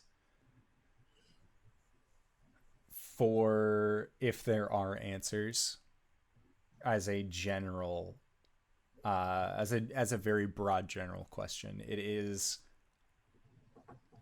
are there answers that are outside of my personage, or do I have to make the answers myself? God, this is getting real. Oh boy. You asked two kids from religious backgrounds to talk about some cleric bullshit. Right?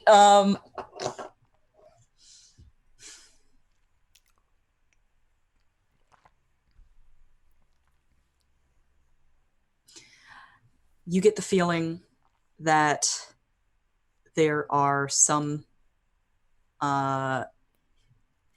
immutable truths, things that are going to be true regardless of your input, but you have the ability to change things outside those truths. Okay. At that, I think Kefris will stand up, and he is going to go to... He's going to go to the door where Speedy and Irina are, and he is going to... Actually, is Father Lucian still up? Of course he is. I'm going to go to Father Lucian. Okay. He has stolen a brief quiet moment. I'm so sorry to do this to him. But Kefris is going to go up and say, Father Lucian, you are a servant of the Morning Lord, correct? That I am. If I told you there was a way to use Strahd's weapons against her, what would you say? I would ask for something a little more specific than that. What if I told you that you could do it with your faith, if you actually believed? Go on.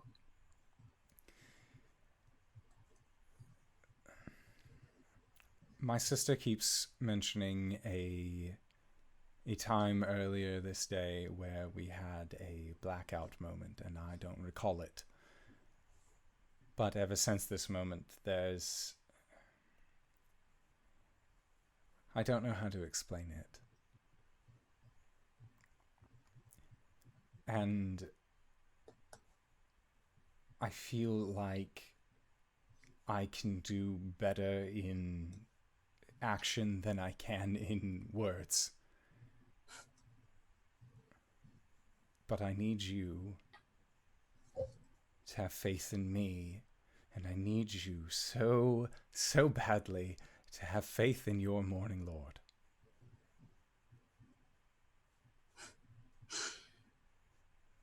Oh, Kefris. I haven't seen the radiance of my God in my entire lifetime. And he is like sitting on a barrel, just kind of like in the early hours of the morning. But there is just the barest bit of light that is cutting through the fog. And he says, "This is a dark place, Kefris. But we still have day. We still have morning. And while it can be hard to see," he just kind of like puts his hand up, and you see a shadow just kind of fall over his eyes. And he says, "There's still light." Father Lucian, do you know why Ilmata is the god of suffering? For every downturn, there's an upswing. For however bad it gets, things do get better. And that is something that we put into motion ourselves. So will you come with me? And he extends his hand out to Father Lucian. He just kind of looks down at his bum leg, just kind of gives a weary sigh, and he reaches over, he grabs his cane, and he hefts himself up to his feet, grabs your hand, and says, "All right, what do you need?" And Kefris will lead Father Lucian to Ismark. Is Ismark still passed out, or is he up? It's probably been all night. I'd say that he is awake but groggy. Kefris is going to go into the room, and he'll tell Father Lucian to wait for just a moment. And he stands up and tells Ismark, "I need you to trust me. You trusted me to protect your sister, and she is still alive, and she is still safe. So I need you in this moment to trust me, okay?" He's just kind of lying on the floor. His eyes are half lidded. He's just kind of staring straight forward. But you see one of his pupils, or, well, like, I mean, he's not going wall-eyed. You can see only one eye is visible, and it like turns to just kind of focus on you. His face just squished against the floorboards. "I have a set of manacles. I am going to manacle him to a beam, if possible. Mm-hmm. And I'm going to call up Father Lucian. And I am going to take a quick prayer to Ilmater with Father Lucian there, and I'm going to take the silver dagger that I have and set it down on the ground, and I am going to cast Ceremony.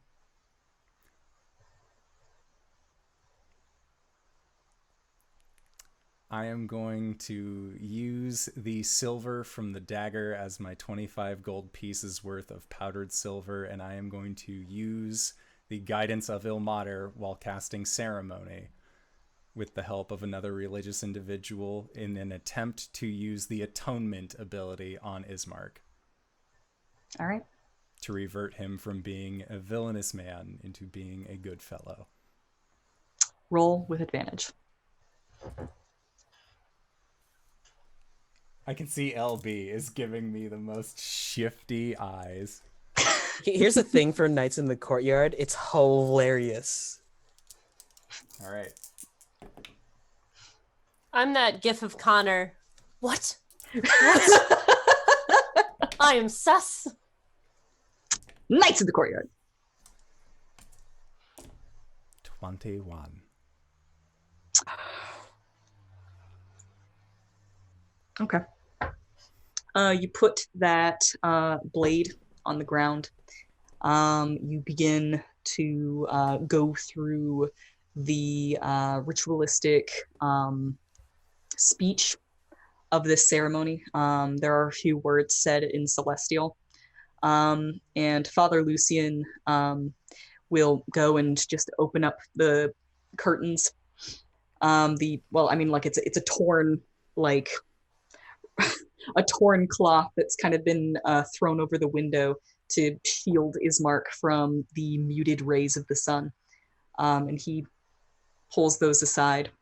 And the morning light kind of falls on Ismark's face, and he begins to react sort of with discomfort to that.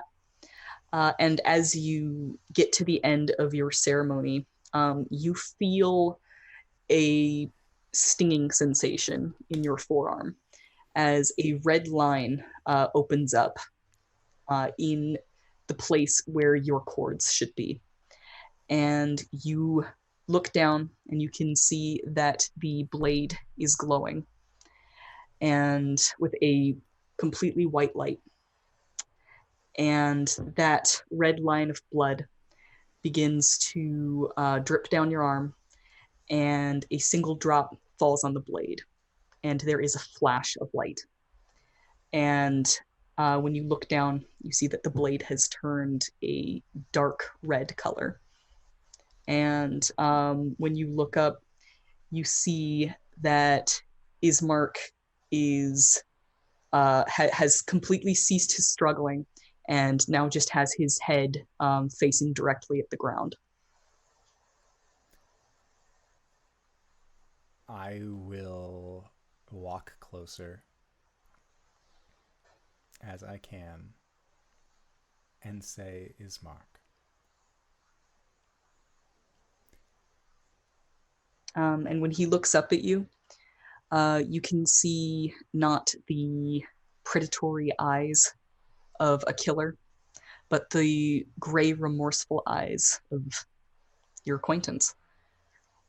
He opens his mouth, he still has fangs, and he says, Kefris.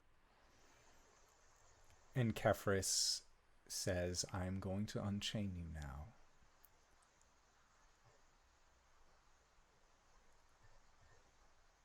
And he just has a very sad look on his face, but he nods quietly. And Kefris will look back at Father Lucian as he undoes the manacles. And then after he undoes them, he presses the blade into Ismark's hand. And he says, we are born to suffer. This is known. but our lows give way to the highs of others. You were Strahd's weapon against us. You were her attempt to break our faith. Ismark the Lesser, you are no more. You shall be Ismark, champion of Barovia, and with this blade in your hand shall you ride with us to enter Ravenloft a third time.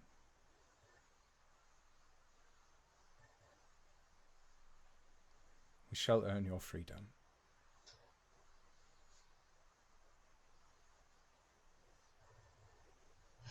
He looks down at that blade in his hand. And he will turn it so that he is gripping it in a fashion where it looks like he's ready for combat. And you can see tears brimming in his eyes. And he just nods to you and says, "Thank you." Don't thank me yet. We need to go and speak to your sister, to the rest of the group. Because, like I told them, there are to be no more secrets.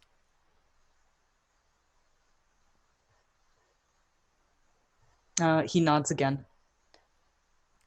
And he stands up, makes as though he's going to walk for the door, and then he just turns around and gives you a great big hug. Kefris will hug him back. And it is one of those, like, starts as a regular hug, and then he just, hands move a little bit farther, just pulls him in a little bit tighter. Nice. All right. Remember when I said we were going to fast play? Good luck. Welcome to Indoor Adventures. Fast plays mean nothing. Over the next few days. Over the next few days. Cool. What is accomplished? I show Ismark to Irina and Speedy and everyone. All right. There is surprise, but joy. And lots of tears, lots of hugging. Ismark seems to be dealing with feelings of guilt just for what he has become. He still thirsts for blood, but he no longer feels the struggle to, like, against, like, a insatiable beast. So, like, if he decided that he wanted to go and, like, starve himself somewhere, he totally could, without, like, turning into a monster. And yet, he still needs the blood. I'm going to drag Kefris and Father Lucian off to the side and just, like, nod my head to Kefris and show him, like, the tubing and the bottle. Okay. All right. Bottle each. Lucian teaches the two of you how to work the apparatus without hurting yourselves. Yeah, And he feed gives the you shit out very of Ismark. very strict directions on how much you're allowed to take. So you're saying if I start to get woozy. Oh, then you need to You eat should something. stop before you're Yes. getting woozy. There's a shit-eating grin on Bartholomew's face. No. You can't be doing this. You can't be doing this to me, boy. You are. I have got too much work to do, and I am too tired. Anyway, he gives it his mind. Silme, you are able to remove a level of exhaustion for the following day. Do you continue to try and read the Tome of Strahd? She will. Okay. She'll take things a little easier. Hopefully Mabel will be there with her this time. Did Mabel wake up fine after her rest?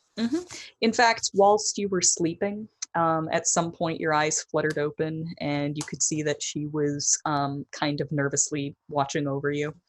And then you peacefully went back to sleep, and she brought you tea and breakfast when morning came. I think maybe out of just pure habit, when she sees that, she would reach out for Maybelle's hand. And then if she takes it, then hold it and go back to sleep. Oh God, poor Maybelle. Just I know. stuck there. I mean, she could slide out of it, but like that's like a little comfort But does thing. she want to? She's stuck there for a good 15 minutes. Yeah. I would like to learn my new spell from my new friend. So I'll take time to do that. All right. Cool. I would like to read the book. Okay. Through some experimentation, you find that basically what you can do is continue to read the book until you start to feel those fatiguing experiences. Mm-hmm. And then like you can basically stop before you start to feel the effects of that. Yeah. And then as days go on, you are able to basically like read yourself into the first level of exhaustion and then sleep it off. And then the next day, read yourself into the first level of exhaustion. I would at some point like to get Irina. Another option that's available to you. I'm sorry. Another option that's available to you is having other people read the book as well. She would be okay with that as long as she was like, I don't know. I think Silme is the kind of person that's like, no, I need to read it to gather all of the information possible, and I can just like do the thing. So I can see her being possessive over knowledge. Yeah, but not like I need to know everything and you guys can't know anything. More like I need to know it very well so that you guys can know it well enough. I think she needs to read the original transcript. What is it called in research? The first edition. I'll remember the it. Unpublished Tolkien novel. The Silmarillion. No. The unpublished versions of the Lord of the Rings before. Yeah. Anyways, she would like to use magic circle on Irina. Okay. To see if that helps her, like if she feels anything lift from her. Give me an Arcana check. Okay. 16. Okay. She feels nothing, and you are able to conclude that whatever is plaguing her is coming from within. Okay. There is no way that any outside influence should have been able to penetrate that circle. Whatever is wrong with her is in her. All right. She'll probably do some more subtle romancing with Maybelle as much as she can. I think at some point she will ask her about the ring. Just a casual, I see you're not wearing your ring anymore. Did you lose it or? I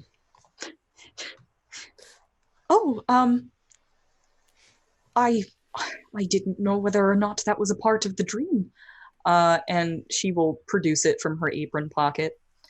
And say, I suppose I still do have it.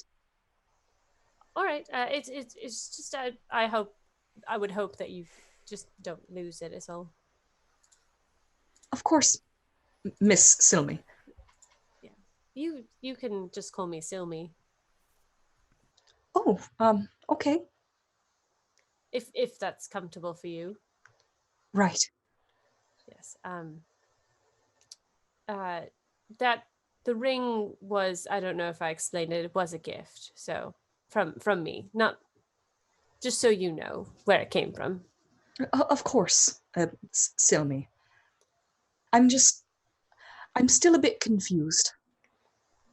Do you want me to help you with any of it?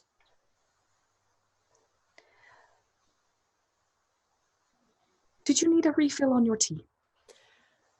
I'm perfectly fine, thank you. All right, well, I'm going to go check on the others. All right.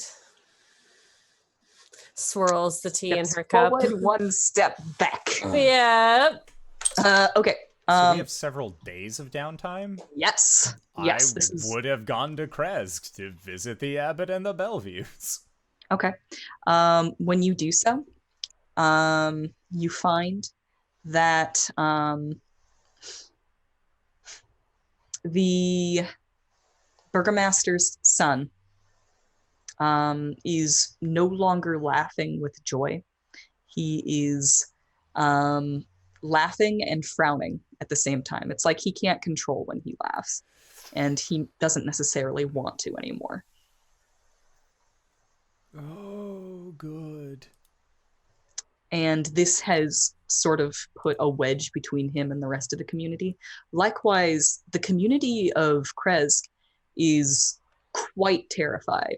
They saw the pillars of smoke coming from Vallaki and Barovia, and basically they hold up in their city, their little hamlet, more than ever. And now they are even beginning to report seeing things inside the town, and they aren't even leaving their houses. Good. I will show up as a survivor. Cool. You are also a lot scarier than you were before. Oh, yeah, for sure. So you are met with a lot of like shutters being pulled shut, like mothers pulling their children close and like bustling back into buildings and such. That's fine. I'm gonna go by the good statue and give it a hug again. It felt nice the first time. I'll do it again. Cool. And then, yeah, I'll make my way to the Abbey. Okay. Before you make it to the Abbey, the burgomaster will explain to you that he has seen something in the town the previous night, just kind of slinking around, and it disturbed a lot of people. He has been trying to like keep them kind of in the dark, but he explains that it had a lot of similar characteristics related to you. I get it. And they managed to like lock it up in a cellar. Oh, no. No. Before going to the Abbot, going to go and investigate the cellar one. Okay. Like, I will go with the burgomaster to see this. Mm-hmm. These people are my friends. Yeah, he will basically stand there and allow you to go down into the cellar. And of course you find Clovis down there.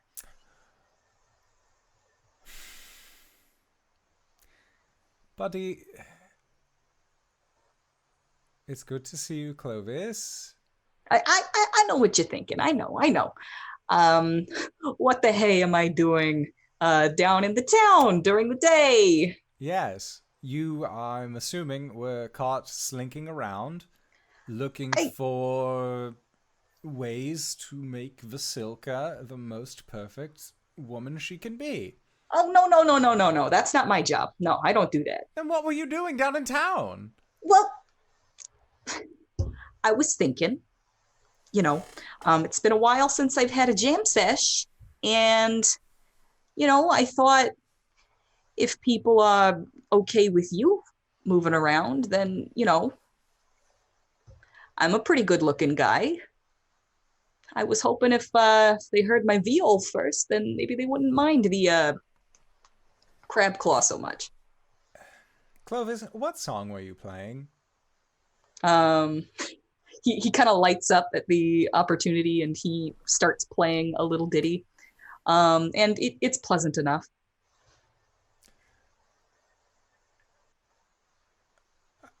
Honestly, that's not that bad. I thought it was going to be much scarier, but overall, honestly, great work. I met one of your friends A fellow by the name of Flint Wolf said that you were very talented and he misses you. Okay. I never heard of Flint Wolf before, The but Hermit? oh, you met that guy. Yes. Oh, he's a swell dude. He's a swell dude. I kind of share I share wine with him every now and then. He's not supposed to have it. That's fine. Now, and you can tell that he's like pretty rosy in the cheeks. Evidently, he's just been passing the time draining his bottle.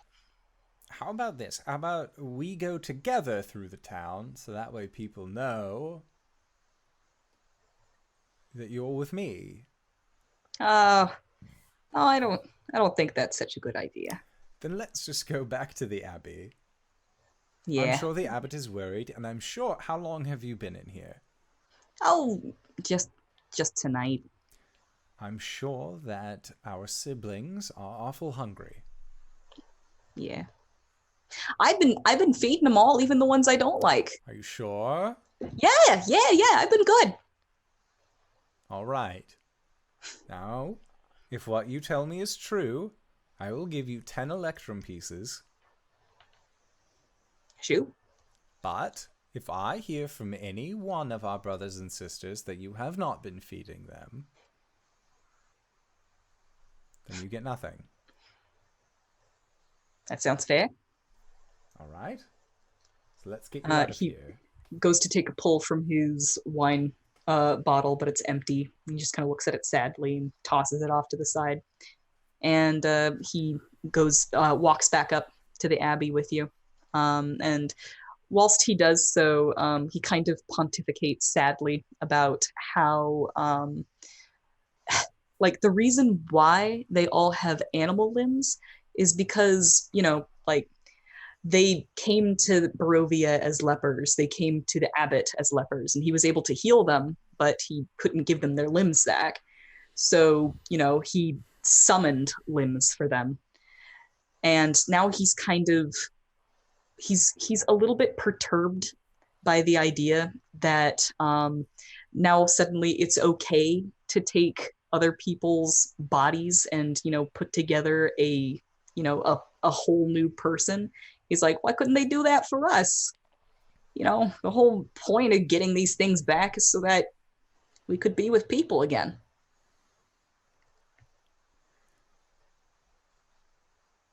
And be with people you shall.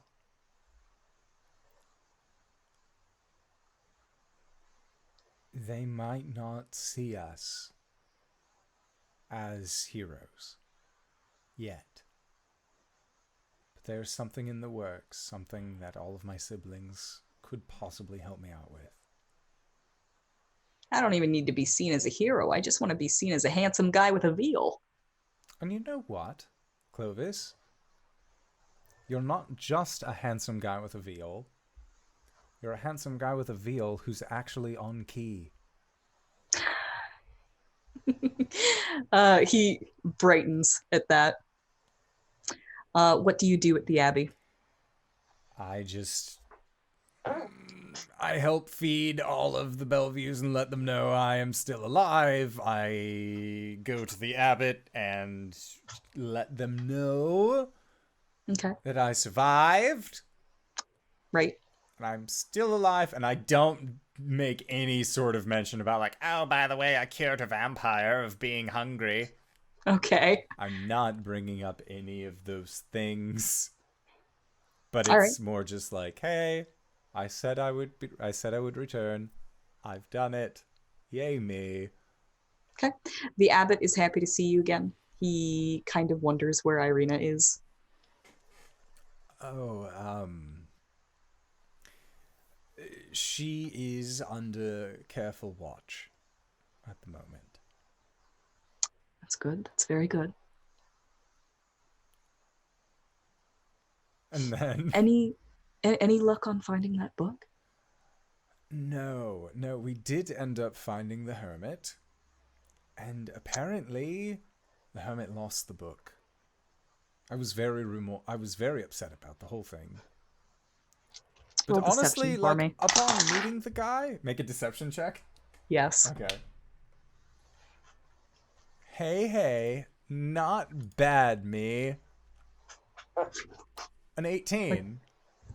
Nice. Good job. Oh, well, that's a shame. It really is. Honestly. I did hope that she would get a chance to read that book.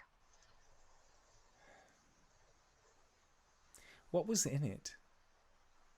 You said that I would understand if I've read it, but if it's lost forever, then that's... What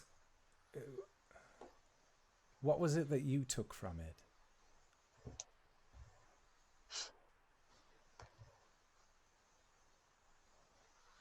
You know what, Kefris?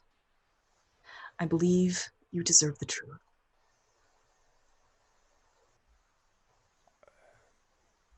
Of course. We try and not keep secrets.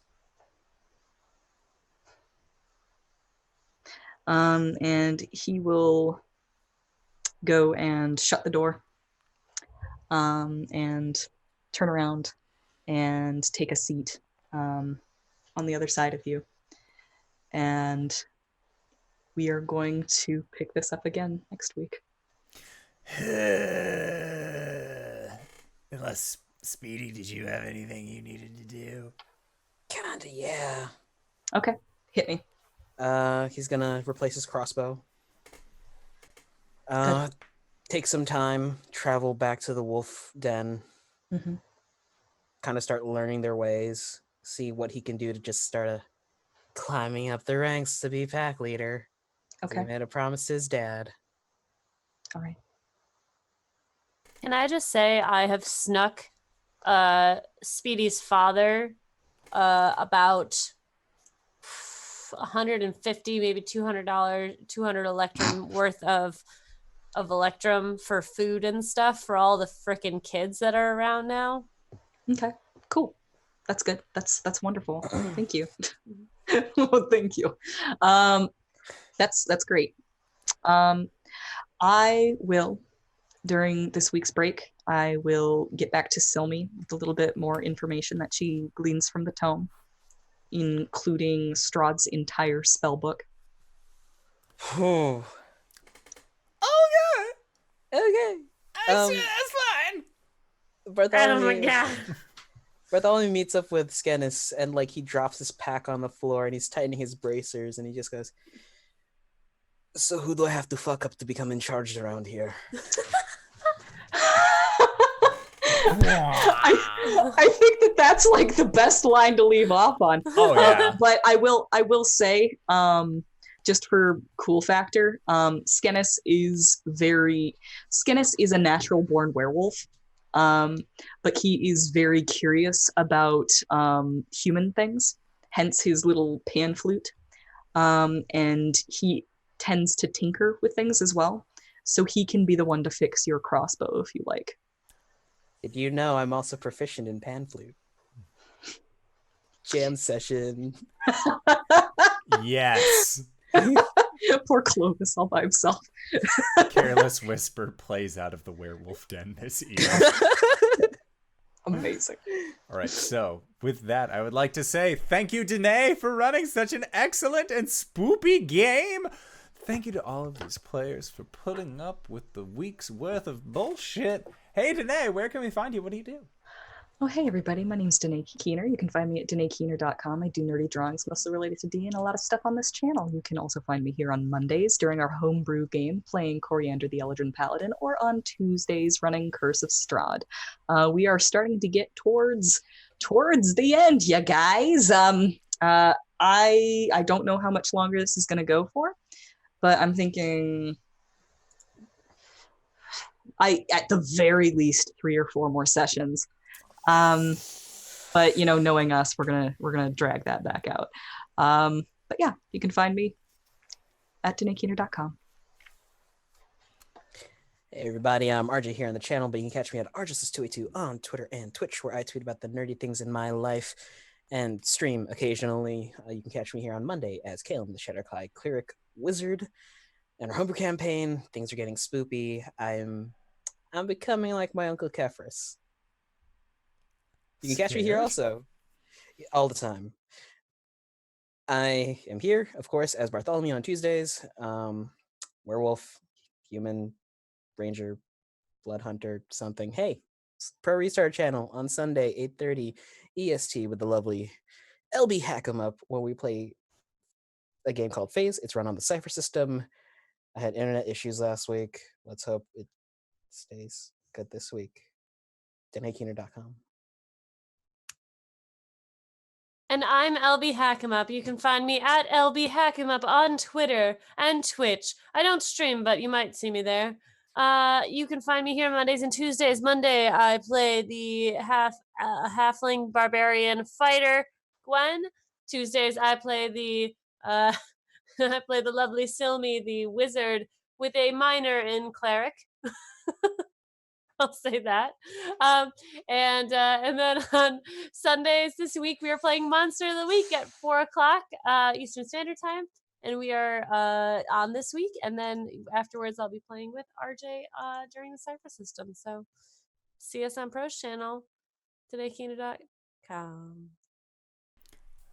And hello, if you've made it this far, you probably already know who I am. But if you don't, hey fella, what's up? It's me, your buddy, your pal, your friend, the Indoor Adventurer, the showrunner here at twitch.tv/Indoor Adventures. We do this show Monday, Tuesday, and Thursdays at 5:30 p.m. Pacific Standard Time, where we have our homebrew game, our Tome of Strahd game, as well as our Acquisitions Incorporated Fueled Ghosts of Saltmarsh game.